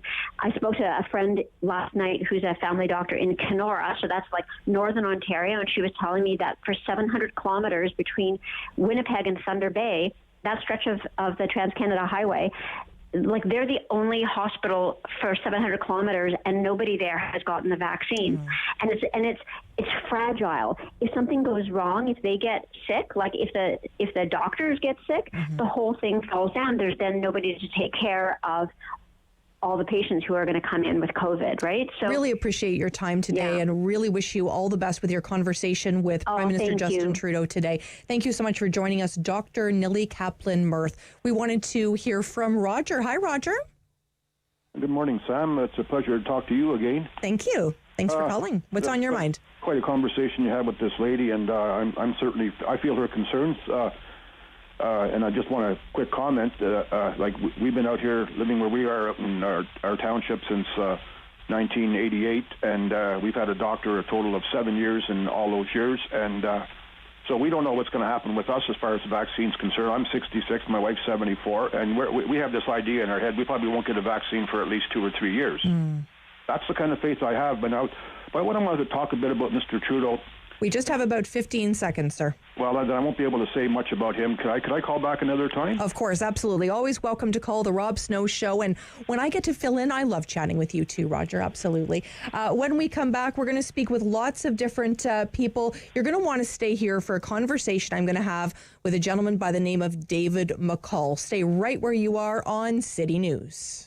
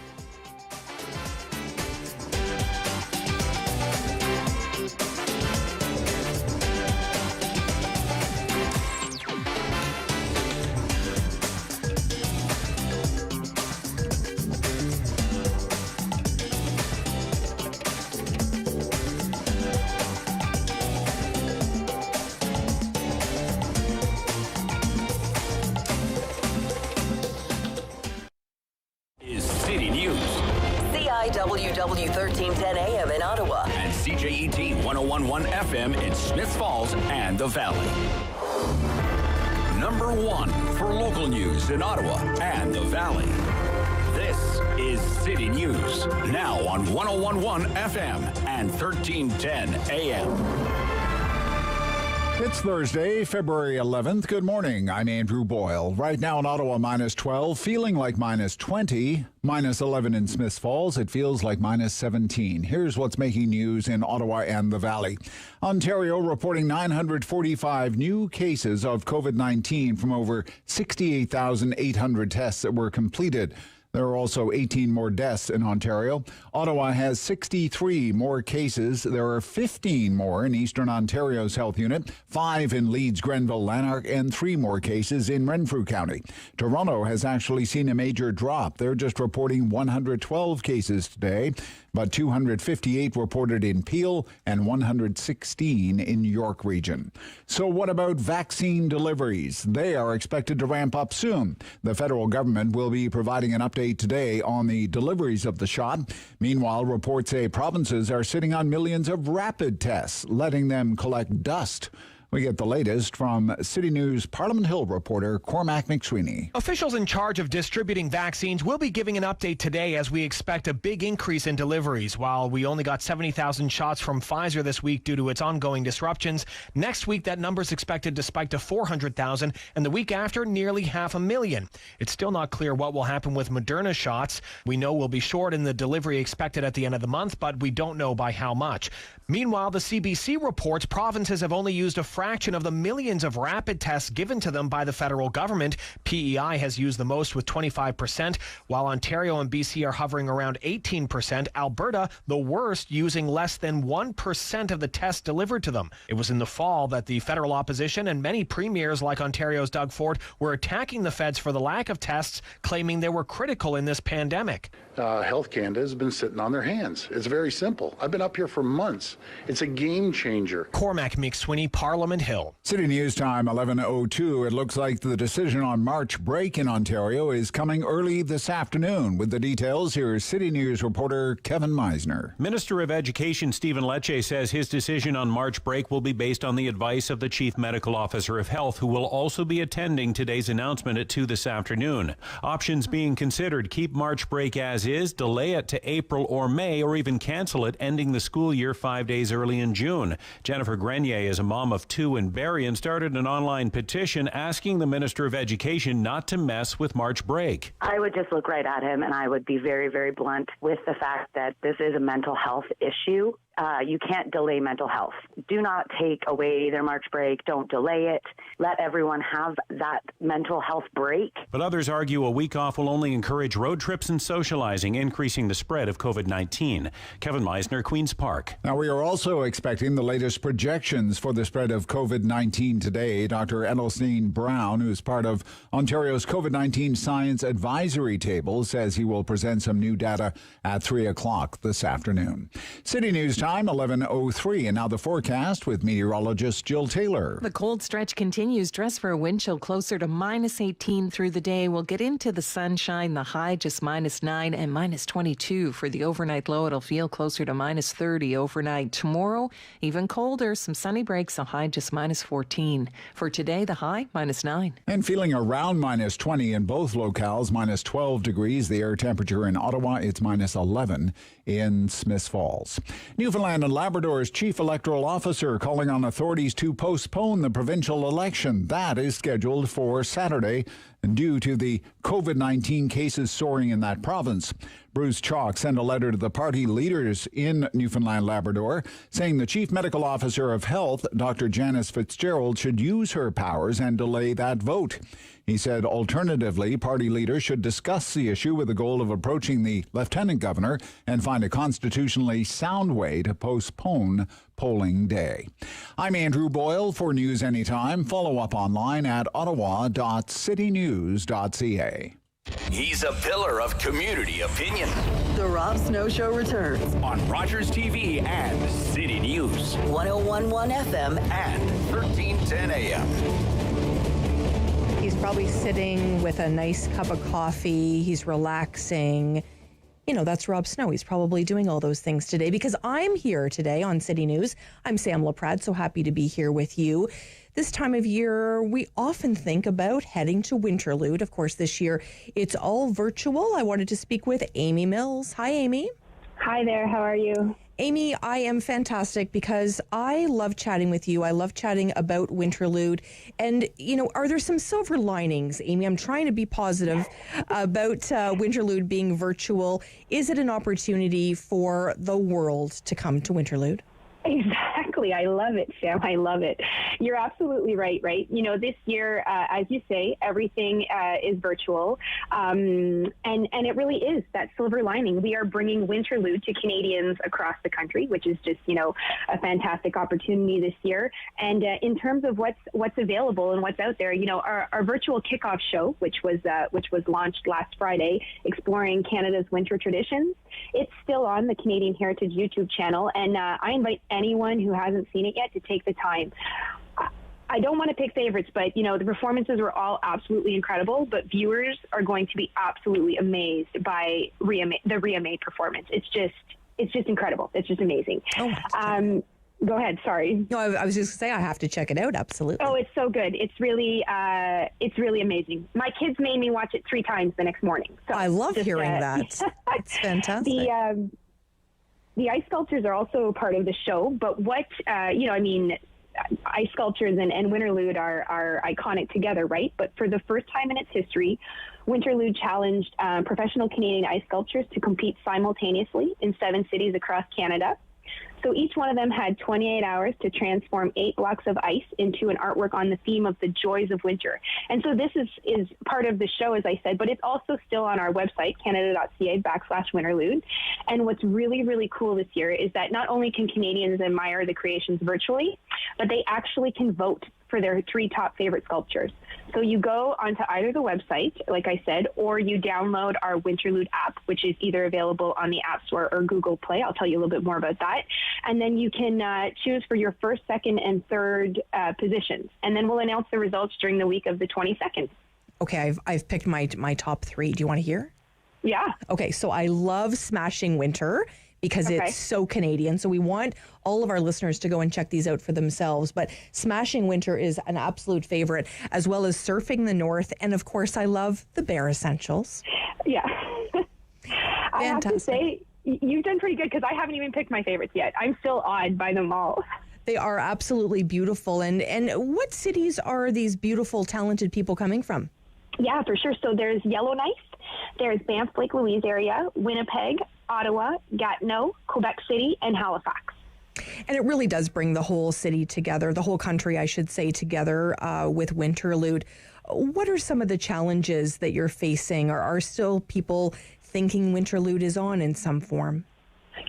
So far the reception's just been really, really positive. I think we've made it very clear that there are no physical events this year, and we've been promoting the app and the website and everything that's been going on. So so far everything is just really great. We have thousands of Canadians across the country are visiting the website and downloading the app. And while of course people from Ottawa and Gatineau are interested, we actually know that people from Calgary, Montreal, Toronto, Winnipeg are all signing in, and that's absolutely great news. It is great news. Now, I will tell you that I'm missing having a beaver tail. That is always a big part of Winterlude. How has it affected people along, of course, the canal, those businesses that would normally benefit from the economic benefits of having so many people visit this beautiful city? Right, of course. I mean, while I wouldn't want to speculate on anything, of course this year is hard on various businesses, especially local ones.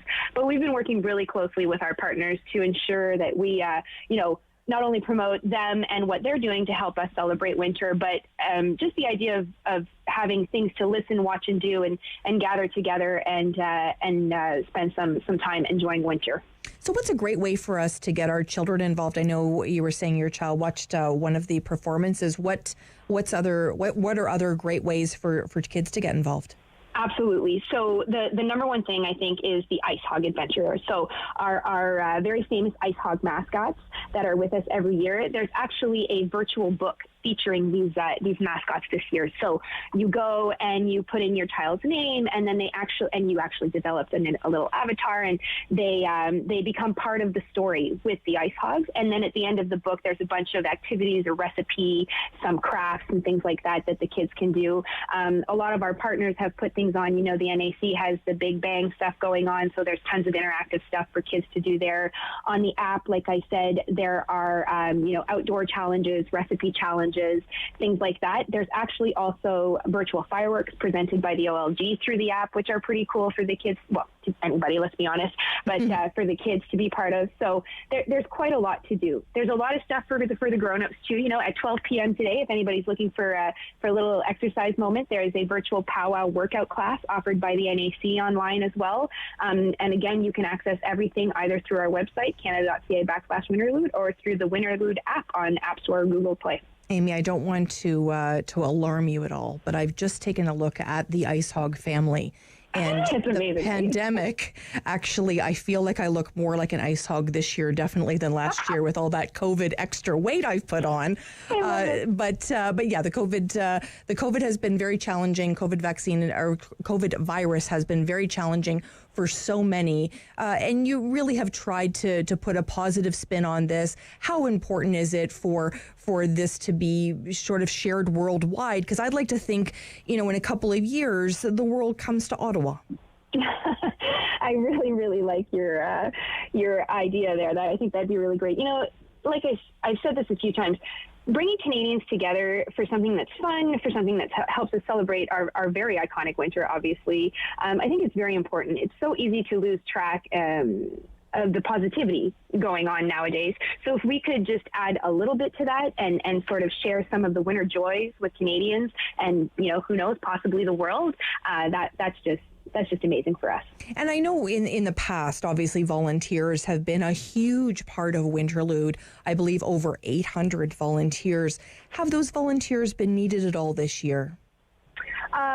No, not because there are no physical events to take care of and things like that. And, we don't have the buses going through the various destinations and things like that. The demand for volunteers was obviously a lot lower, if none at all, truly.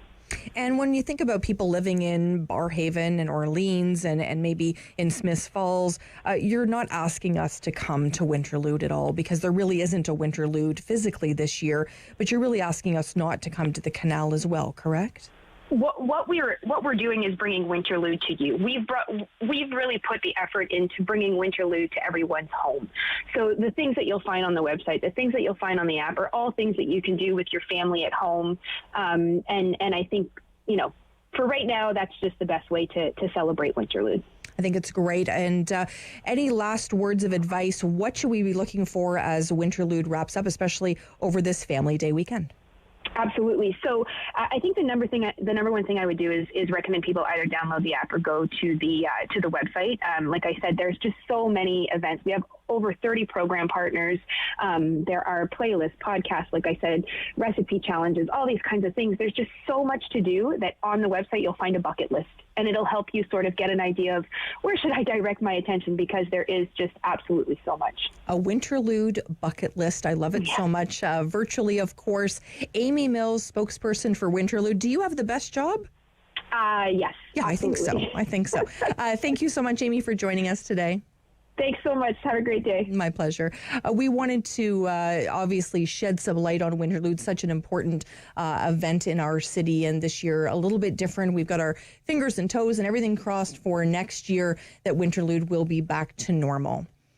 You will absolutely want to stay with us here on the Rob Snow Show. I'm Sam Laprade filling in today. I'm going to speak with a father, David McColl, who lost his son tragically in a drunk driving accident. Someone was drinking and driving and unfortunately killed his son, as well as they passed away. That happened April 16th, 2011. That date, obviously, in the memory of Tony, who passed away. His father will never forget that date. We wanted to talk to him today regarding the decision that's been made this week in regards to Marco Muzzo, who was unfortunately killed a beautiful family in the Toronto area. We're going to speak with David McColl when we come back We're also going to speak with Warren Clarke. He is a PhD candidate for sociology at Carleton University. We're going to talk to him about Black History Month. And we're going to speak with the Honourable Minister John Yakabuski, of course, representing the communities of Renfrew, Nipissing and Pembroke. Stay with us here on City News.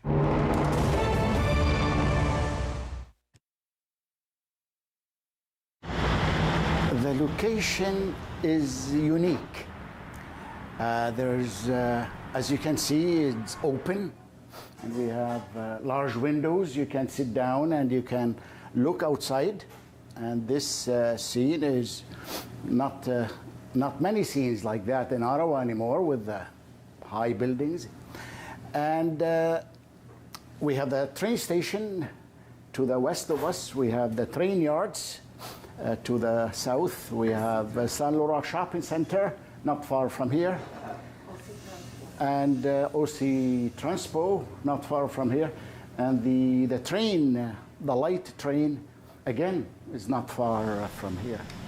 You can find breakfast.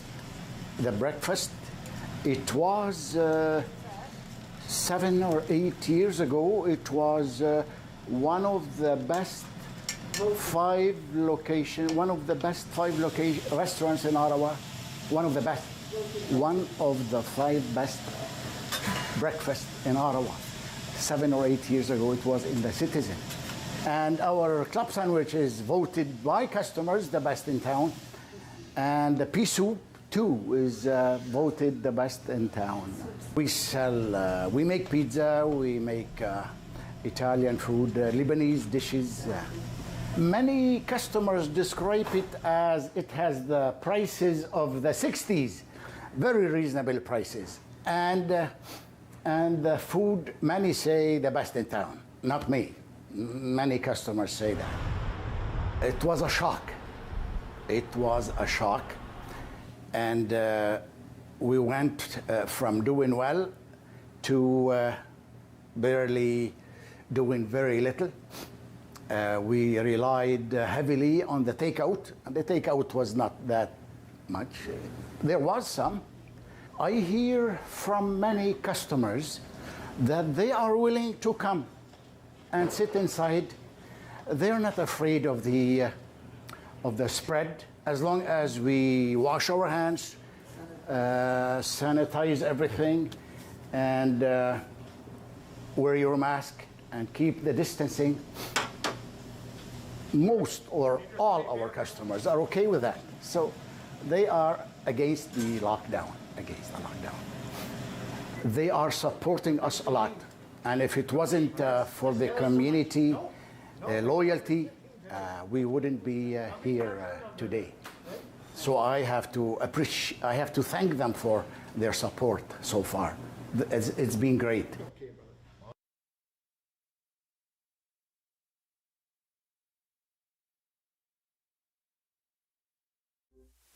He's the opinionated Ottawa icon. The Rob Snow Show returns on Rogers TV and City News. 101.1 FM and 1310 AM. I'm Sam Laprade, filling in for Rob Snow. I want to read you some names. Daniel, Harry, Millie, and Gary. May their names be said over and over again. These are the beautiful people that were unfortunately killed in a drunk driving accident in 2015. Marco Musso this week appeared before the Parole Board of Canada in a remote hearing that heard the victims' grieving relatives describe the ongoing trauma following this 2015 crash. He was granted parole on Tuesday, and this was really challenging news for so many of us to hear. And one person I thought about immediately was David McColl. Hello, David. Hi, good morning. David, you lost your son tragically in 2011, April 16th, 2011. Tony had done the right thing. He had gone to pick up his sister from a party because he didn't want her to be getting into a car with anyone that had been drinking. And tragically, your son was killed. And it's so hard to talk about, David, even after all these years. 10 years. And I thought about you immediately when I heard that full parole had happened for Marco Musso, because I wanted to know your take on this. I mean, myself as a parent, I can't even imagine, but you have lived this. Walk me through your thoughts. Well, the first thing I thought was the additional pain that has and will cause the family for a long time. And I mean, the pain is heavy enough already, but then this happens. The second thing I thought, to be honest, is he got a 10-year sentence, which is, from what I've read, quite high for impaired driving causing death or bodily harm. And then the third thing I thought is, you know, he got out in around half of that time. But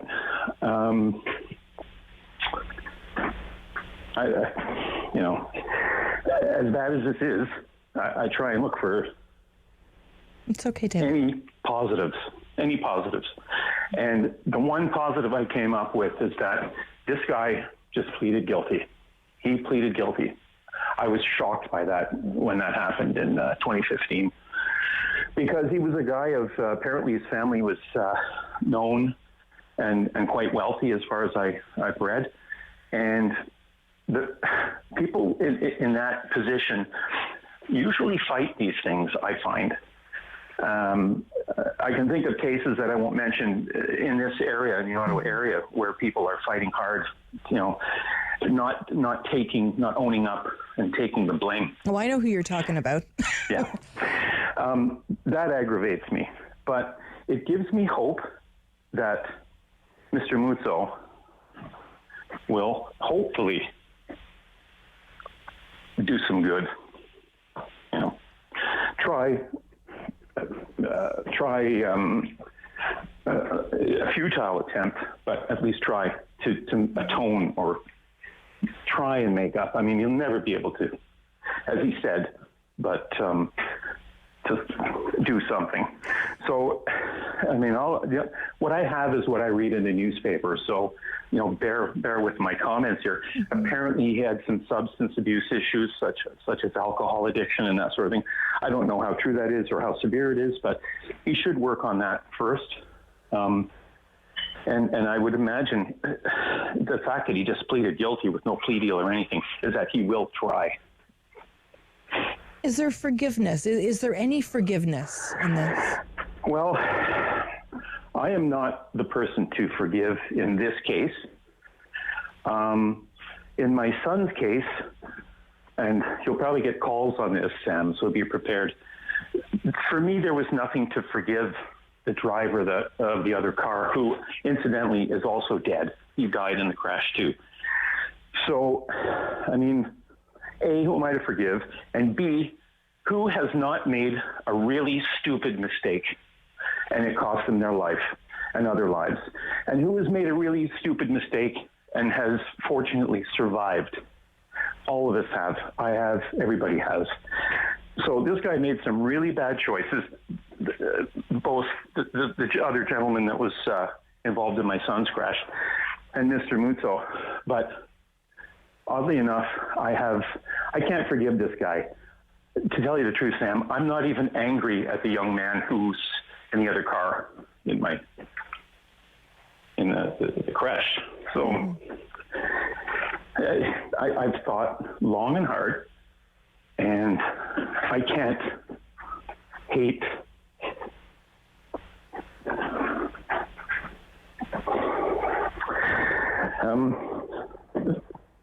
I can't even get angry. Mm-hmm. Why? I don't know, but I'm glad, because hate is terrible. Mm-hmm. It takes a lot of energy. It does. And it'll destroy you. David, I think one of the biggest things for me, and maybe I'm really naive, and you can tell me that, I do not comprehend why anybody gets behind the wheel in this day and age with Uber and with telephones and everything we have, why people are getting behind the wheel and drinking and driving and getting high and driving. I will never understand it, ever understand it. Same here. I'll tell you, Sam, I have had friends at my house at parties. And when I have a party, I serve alcohol. And everybody knows the situation, and they try and make sure they get home safely. One night, the year my son died. I had a party. A whole bunch of people came. Surprisingly, I could have a party and, have a bit of fun, but you got to get back to some sort of normalcy. So one person said, going to go home now, thanks to the party. And I said, okay, you've been drinking. Let me call you a cab. They said, no, I'm going to go up front and I'll call a cab. And they didn't live far. $10 cab ride max. I said, okay, thanks for coming. Take care. I go out on the street. 10 minutes later, my friend is gone, and so is his car. So what the hell is that? Mm-hmm. That just confirms what you say and what I say. I'll give a presentation on impaired driving awareness at high schools. I do it every year. COVID has kind of put a wrench in that. And I tell them, I don't tell them. I speak to them and listen to them. I don't understand how people who knew my family and my son continue to do that. It boggles my mind. So I agree with you on that. I mean, I think the message for us as parents, I mean, obviously you have a beautiful daughter as well. Us as parents are trying to share this message, but at the same time, there's so many people. We saw record numbers. I couldn't believe it over even the Christmas time period with COVID happening, that police were stopping people that were drinking and driving. So it's a really strong message today. What would you say to Jennifer Neville Lake, of course, the mom who lost her beautiful children and her father? What would you say to her, David?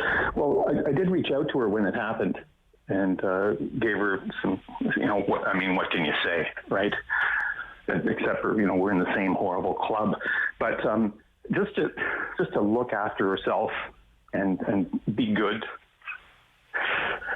There's so many ramifications. I have two friends, both families, they don't know each other. They lost children, both to cancer, and their marriages are broken up. So there's a trickle-down effect. Fortunately, my wife and I we've become stronger on this, and it's just think. What I tell the kids in school is to plan ahead. If I'm going to a party and I know there's going to be alcohol, I'll make a decision. Either I won't drink and I'll be the DD, or I'll take a cab, or I'll stay over. And it's just that easy. How much money do you think I would have paid for a taxi for the other guy to get home the night my son was died? How much is too much? There isn't too much.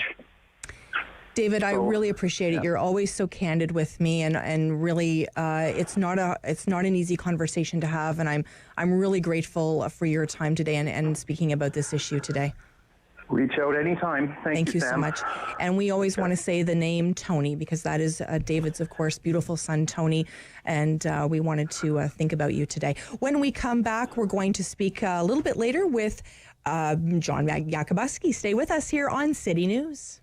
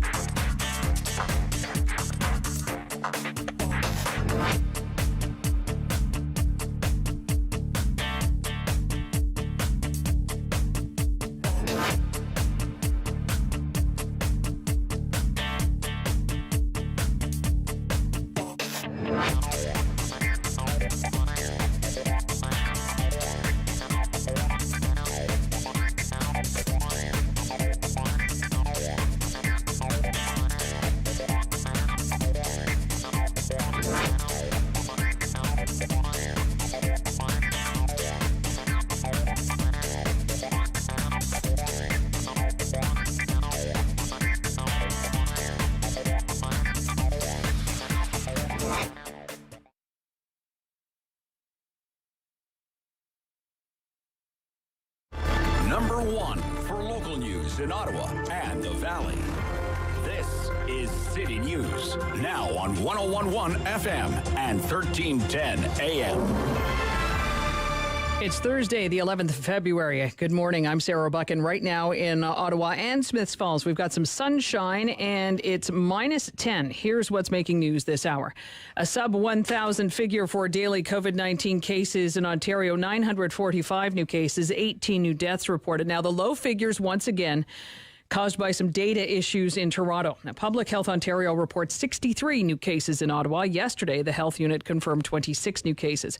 Elsewhere, locally, again, these are numbers from the province. 15 new cases for Eastern Ontario, 5 in Leeds, Grenville, Lanark, and 3 new cases for Renfrew County. Those numbers will be updated in the afternoon. The figures are out of nearly 69,000 tests with a percent positivity of 2.3%. Ontario's Education Minister expected to announce today whether or not March break will be cancelled for the province's schools. Stephen Lecce will make the announcement at 2 o'clock with the Health Minister and the province's top doctor.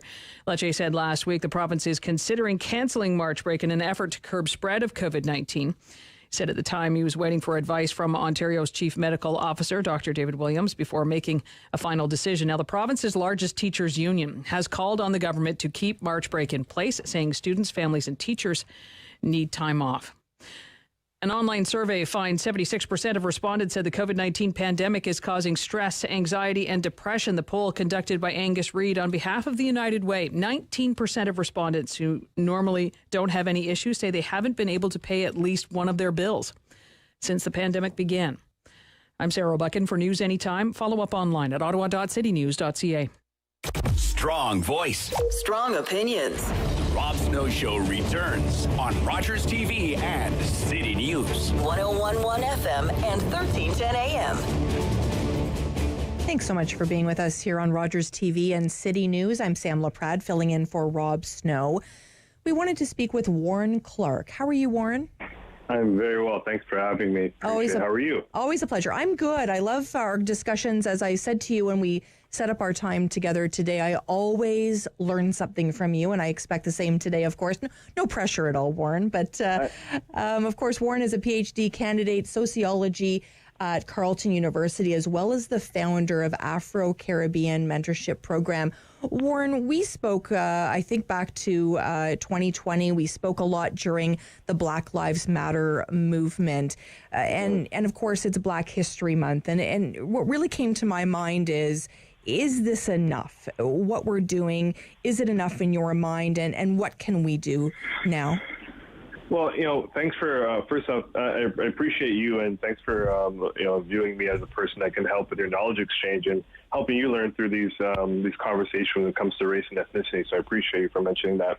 But to answer your question head on, and thanks for asking the question, is it enough? To give you a straight answer, no, it's not. And it's not to say that, hey, we failed or in our attempts to try to address anti-Black racism, but the way in which how we're going about addressing it, generally speaking, and that's not me pointing the finger at anyone, it's not getting to the root of the problem. I'm going to start with an example, and then I'll expand on my answer in a moment. So this morning I was looking on CP24, and the Durham region had put out a Black History Month initiative where they are encouraging their Durham region employees to reach out to a Black person, have a conversation with them, dance to reggae music, and just absurd, initiatives to try to appreciate Black cultures. We're in 2021, and you asked the question, have we moved the needle in so many words? And there's an example where it's not only still, oppressing African descent communities. It's an attempt again still to other Black experiences or Black people in this country, and it's not getting to the root of the concern. When you think about these institutions, we need to think about who's representing, the African descent communities in these institutions. And if they're all white or non-racialized, then you can't expect that non-racialized people only collectively to get it right. Mm-hmm. We need to work together, and we're still not getting to that point of working together to address these issues. if we're going to talk about anti-Black racism, we can't just have, Black people in the room talking about it. We need to have everybody in the room talking about it, have uncomfortable conversations to talk about it, and get comfortable to deal with it and move on. But being active to move on and continuously addressing these issues, where it's giving a sense of liberation for African descent people, but it's giving a sense of mental liberation for people to understand who are not Black, that this, by addressing it and continuously addressing it, is going to give the equity and equality and diversity that we speak of, that particularly in this country. It's such an important conversation, and certainly, I mean, I'm not alone, and I'm seeing, even a business that I buy furniture from sent out something highlighting people who are Black that are designing furniture, and I just thought, is this an opportunity? Why isn't everybody in the mix all the time? And maybe that's really naive of me. But in using this opportunity, of course, we're trying to highlight a Black History Month. But why isn't it always like that? Well, good question, right? The answer is we need to take a moment to understand what Canada really is.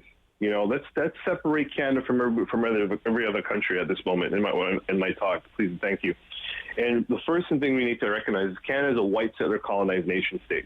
What does that mean? Everything through its social discourse and how we understand our Canadianness is through that white settler lens. So it's not to say white people are bad. It's the ideology of what that white settler discourse does to us through our policies, through our education, through our way of doing business. I'd be a hypocrite if I was to say that the education I have is not a part of that social discourse, which it is. But we need to recognize what the whiteness is doing to us in these moments. And what whiteness is doing to us, it's ensuring that we keep up with the status quo of how we are supposed to appropriate ourselves within this white settler nation state. Now, the only way to dispel this sense of anti-Black racism is not only to have these conversations.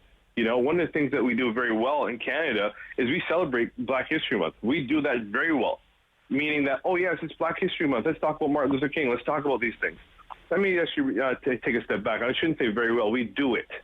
And then come March 1st, we stop doing it. And that's my point, right? That's what I was getting a bit confused about. Exactly, right? And why is that? Because we live in a country that only tolerates cultures when it's a time to tolerate them. We're not a country that says, hey, let's embrace, for example, Black histories all throughout the year. We're still not seeing Black Canadian histories a part of our formal education learning curriculums. To give you an example, the PC government. I'm not here to sway anybody's opinion in regards to who to vote for. That's not what I do. I'm an educator and I'll stay on my lane. However, when we think about the education minister who announced new changes to the curriculum, put in financial literacy. It's amazing. Everybody can benefit from financial literacy and coding. And I'm not saying those two streams of learning is not important. They are. However, why are we still in 2021 and we're still not incorporating Black Canadian histories within our education system? Why are we using or relying on the Black community members to do more of the labor power, or use their labor power, to then educate our high school students or in their communities, and are still not getting recognized for the work they're doing? This is another example of that white settler social discourse continuing to maintain the white dominance. The white dominance meaning the ideology, not white people, the ideology which impacts people a certain way. In a certain way where it says it others people, or a certain way where it gives privileges and powers to their non-racialized or white people. So we need to think about these moments very critically here. We need to understand, why we're doing things and where do we get these understandings from.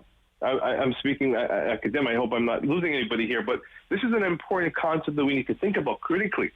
Why do we continue to not acknowledge Black histories outside of February in a formal way?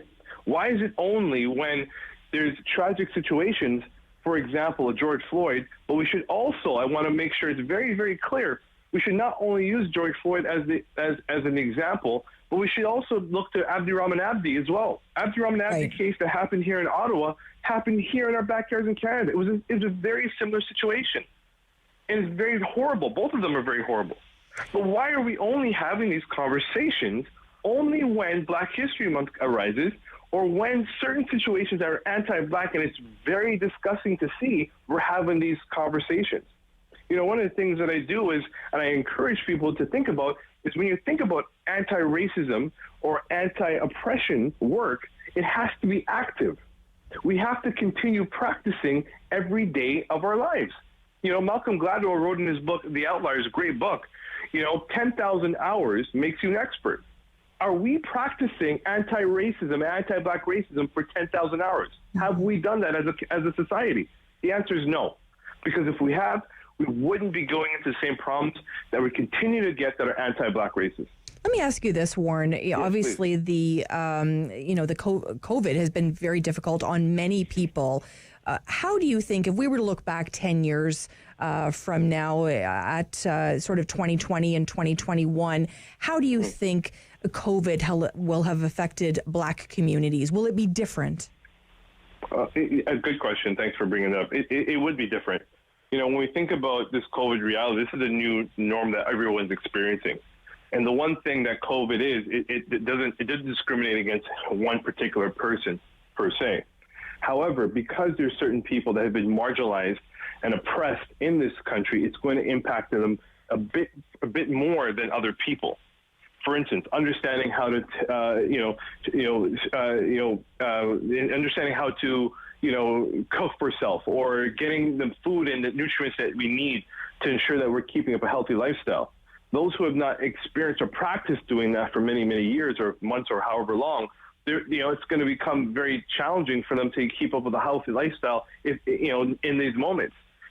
Keeping in mind, one of the things that we need to address too is how this COVID-19 reality is impacting our mental health. Access to healthcare right now is a huge thing that's impacting all Canadians. But let's think about the people who are most marginalized. Not just Black people or African descent people, but people who are oppressed in this country. So we need to think about, and that's not to say that the lockdowns and the shutdowns, we should do away with them, but we had an opportunity to curb this as a country right from the beginning, and we missed the mark. And I'm not the only one to mention this. You can go on the news, you can watch Dr. I think his name is Dr. Wojcik, I think his name, from the CP24. Sorry if I'm mispronouncing his name, but he speaks about this all the time. We're not taking this COVID-19 seriously, the pandemic serious enough. We're thinking it from an economic perspective to a certain degree, yes. However, right now there's businesses that are suffering because of this pandemic. Right now this pandemic is not only impacting businesses, it's impacting people's way of life. Mm-hmm. So we need to think about what humanity really means at this point in our country and how we can, work together collectively. We have about a minute left. I really want to talk about the Afro-Caribbean Mentorship program that you founded. Quickly describe that for us, Warren. Yes, thank you very much. Appreciate it. So the Afro-Caribbean Mentorship Program was a mentorship program started 3 years ago, which was a beautiful accident at Carleton University. I say beautiful accident because this is something that I didn't think I was going to do when I was starting my PhD, but I'm glad I was able to do that. I'm humbled to be able to be one of the people to do such initiatives in the city or in this country. But what this project speaks to is addressing anti-Black racism in the institutional level and post-secondary education. It's not just having these conversations, but to have a action behind it, an initiative behind it, where we're working together to dispel it within the university community. And that means bringing African descent people or learners into the space, but people outside the African descent communities who are of other racialized descents or and non-racialized. And also doing it in a proactive approach where we're teaching financial literacy, teaching networking skills, teaching the ability of understand how to apply for grad school. Mm-hmm. So these things are important for the development of African descent learners inside the post-secondary space, but outside of as well. Absolutely. So meaning high school students as well, we encourage high school students to become part of our programs where they not only get to see a representative such as me, for example, who's doing a PhD, and it gives them the opportunity to see, well, that's possible for them.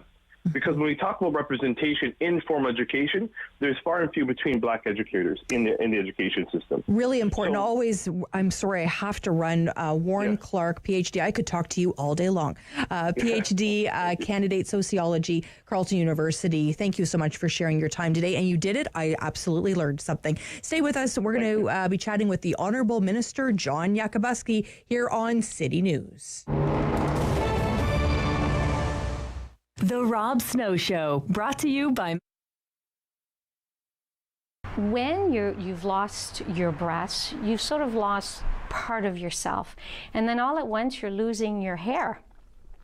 You don't know who you are anymore. You want to feel like yourself again. So I think that the store, a mastectomy store, is essential because you've lost your identity. And then all at once, you're looking for a wig, you need a headscarf, you need a camisole. There's nowhere to go. There's no one to talk to. This should be essential because there are more and more women that are getting breast cancer. I think it's 1 in 6. They're becoming younger. I have a client that's 18 years old. And where do they go? They need a place like this that the women that work there understand. They know what you're going through. It's changed quite a bit. Our hours are different. We're now open from 10 to 5. We're not as busy as we were. A lot of women are afraid to go out. They're afraid that maybe there are more people in the store. So that's why I try and let them know you are alone. There's absolutely nobody in the store except you and I. If there is a woman that she's very afraid, I will lock the door to make sure nobody else comes in. I'll put a sign back in 10, 15 minutes just to give her that reassurance. Before we would have 4, 5, 6 people in the store. We didn't have to turn anybody away. Now we do. Some clients do leave and they're upset because they're in the store. They said, you know, we drove 20 minutes and now we're not allowed in the store. And I try to make them understand that there's somebody in here that's going through chemo or radiation. So that's sort of changed a lot, that we're not able to have more people in the store. If we're talking about products, there's the bras that are adapted for mastectomy. The bathing suits that are adapted to mastectomy. We have special camisoles as well, and post-surgery bras.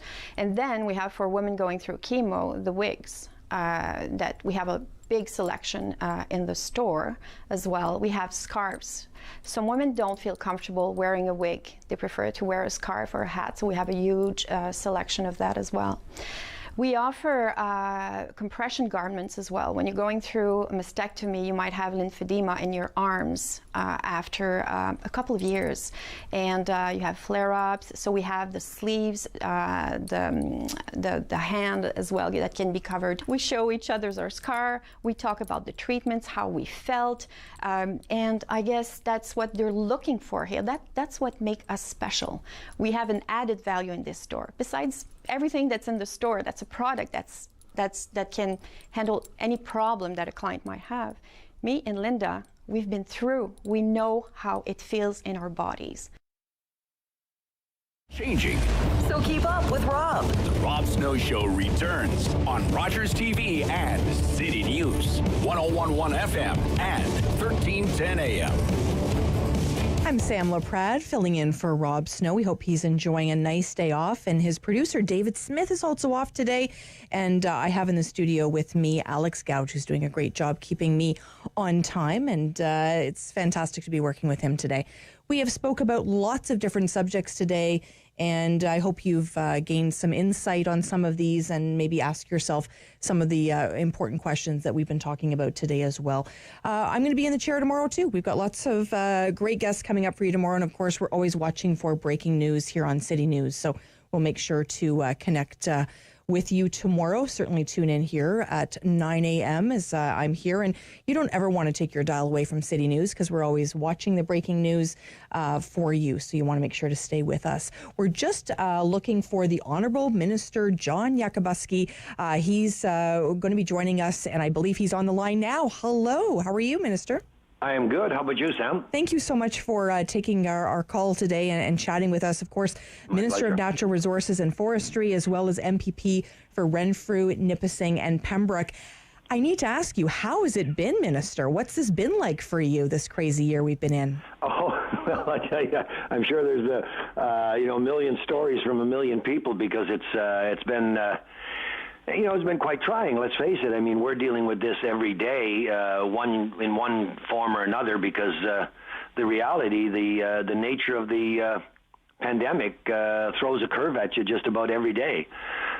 So as members of government, we deal with it on an ongoing basis, and the public, because I mean, we are the representatives of the public. We're reflective of what the challenges that they are going through, and this is a year like no other. I mean, I'm 63 years old. I sure hope I never see another one like it, that's for sure. Absolutely. And I certainly haven't seen one in the past. It's incredible. I was preparing for our talk today, and I looked at the map of where you cover, and you really do cover God's country. It's a beautiful country. Sure. I'll tell you a little bit of a secret. I grew up in Deep River. So you know all about it then. I know it very well. And, it really comes with its own challenges in terms of just being outside, of course, the capital. A lot of people thinking about those small towns at this time. And you certainly normally would welcome visitors, but you don't want anybody right now, right, Minister? Well, that is the challenge, Sam. I mean, and the advice remains clear, and we're very pleased and satisfied, and it's a result of the great work that's been done here in Renfrew, Nipissing, Pembroke, and Renfrew County and District Health Unit. And I got to give a shout out to Dr. Cushman and his people. They've done a fantastic job, but everybody and the people have done a fantastic job. So that puts us into the green area, which allows us to, essentially reopen many of our businesses and facilities, et cetera. There are still some conditions, but we're essentially open, and we're grateful of that, because it's had a tremendous impact on people being shut down. But at the same time, the advice remains: please stay at home. Travel only if it's something that you essentially need to do. And it's very clear that we don't want people coming from areas that would be in gray, red, etc., and coming to and quite frankly, many areas the stay-at-home order is still in effect in the rest of the province, other than the areas that have been deemed ready to open under green. But the advice is very clear: stay at home. Travel only essentially, and do not travel from a gray, red, orange, etc. Area to a green area, because that is something that those areas have earned, and they need to be safe. We're speaking with Minister Yakabuski. Of course, we know that everyone's anxious to open up. Were you nervous, Minister, to open up before, let's say, a city like Ottawa, which we're going to be doing on Tuesday? I wasn't nervous, but there's always, Sam, no matter what you do, there's always going to be some apprehension, because we're dealing with a huge dynamic here, with an eclectic mix of people with different views on different things, including the pandemic. So we have to be not nervous, but we want to exercise an abundance of caution. And with my discussions with Dr. Cushman, that's exactly where we were, that we knew that when we reopened, that would set us aside as one of three, and then could potentially put us in a situation that maybe we could be uncomfortable with. Mm-hmm. But I'm also relying on the people and their sense of responsibility that says, look, the best way to deal with this pandemic, there's only one way. As far as I know, this disease, this virus, only transmit from me to you, or me to somebody else, or somebody else to me, depending if someone has it. It doesn't transmit on its own. It's person to person. And we need to understand that and respect everybody as we're doing it. And if we follow the protocols, we will get past this. And, we're encouraged and yet challenged by the vaccine that is there, but we're not seeing enough of it right now. We need to see more of that vaccines, because the vaccine is only good if it gets into people's arms, so to speak. Mm-hmm. And but once we see more of that, I think that, there'll be a gradual but very thoughtful and considered reopening of everywhere. so that we can get back to life like more like it was before the pandemic. Although some things I think have changed and will never change. Some of the ways we do business have been affected by this pandemic, and they will probably continue to do that way. Mm-hmm. We know, Minister, that Premier Ford has stated things like, I'm going to come down on you like an 800-pound gorilla. Yeah. We know that he is, sort of no holds barred in terms of the way he speaks. How has that been to work with him during the pandemic? Is it a lot of camaraderie around the table, or is there some divisiveness at times? Well, listen, when you have subjects as difficult as this, there's always the natural possibility and likelihood of robust discussions, and that's how you land on a decision. But I'll say this about Premier Ford: it just boggles my mind the stamina of the man, because he's been out front and center every single day throughout this pandemic, facing the music, whether it's good music or tough music, no matter what it is, he's been out there. And Doug is a he has his way of saying things and emphasizing, and I think that people appreciate his candor when he comes out with statements like that, because he means. It's figurative, but he certainly means what he says, that when he's not happy with the way something is happening, or some other entity is dealing with it, he's going to let it be known, because he absolutely believes 100% that our number one priority is getting Ontarians healthfully back into an operating economy that benefits us all, because we can't have a great healthcare system if we don't have a great economy. And one thing serves the other. So we need to get people healthy, get this pandemic behind us, and rebuild that economy that we know has such tremendous potential here in Ontario. Beautifully said. The Honourable Minister John Yakabuski, Minister of Natural Resources, Forestry, and MPP for the beautiful area of Renfrew, Nipissing, and Pembroke. You got it, Sam. She's beautiful up here. Thank you so much for your time today. You have a great day. Thank you. And thank you so much to all of you for joining us. And I hope you've had an opportunity to hear some great stories today from some great guests. And it's my pleasure to fill in for Rob Snow while he has a couple of days off, as well as, of course, his amazing producer, David Smith. Thanks so much to my producer, Alex Gouge, today for his time and efforts helping me keep on track. We're going to be back here for you tomorrow on City News and, of course, Rogers TV. We've got lots of great guests for you tomorrow. We're going to kind of take and shift a little bit tomorrow and talk on some really challenging subjects. So I hope you'll join us here on City News. I'm Sam Laprade, filling in for the incredible Rob Snow. The Rob Snow Show. Weekdays at 9 on Rogers TV and City News. 101.1 FM and 13. This program is brought to you by Ignite TV. Now you're in command. Visit Rogers.com for more details.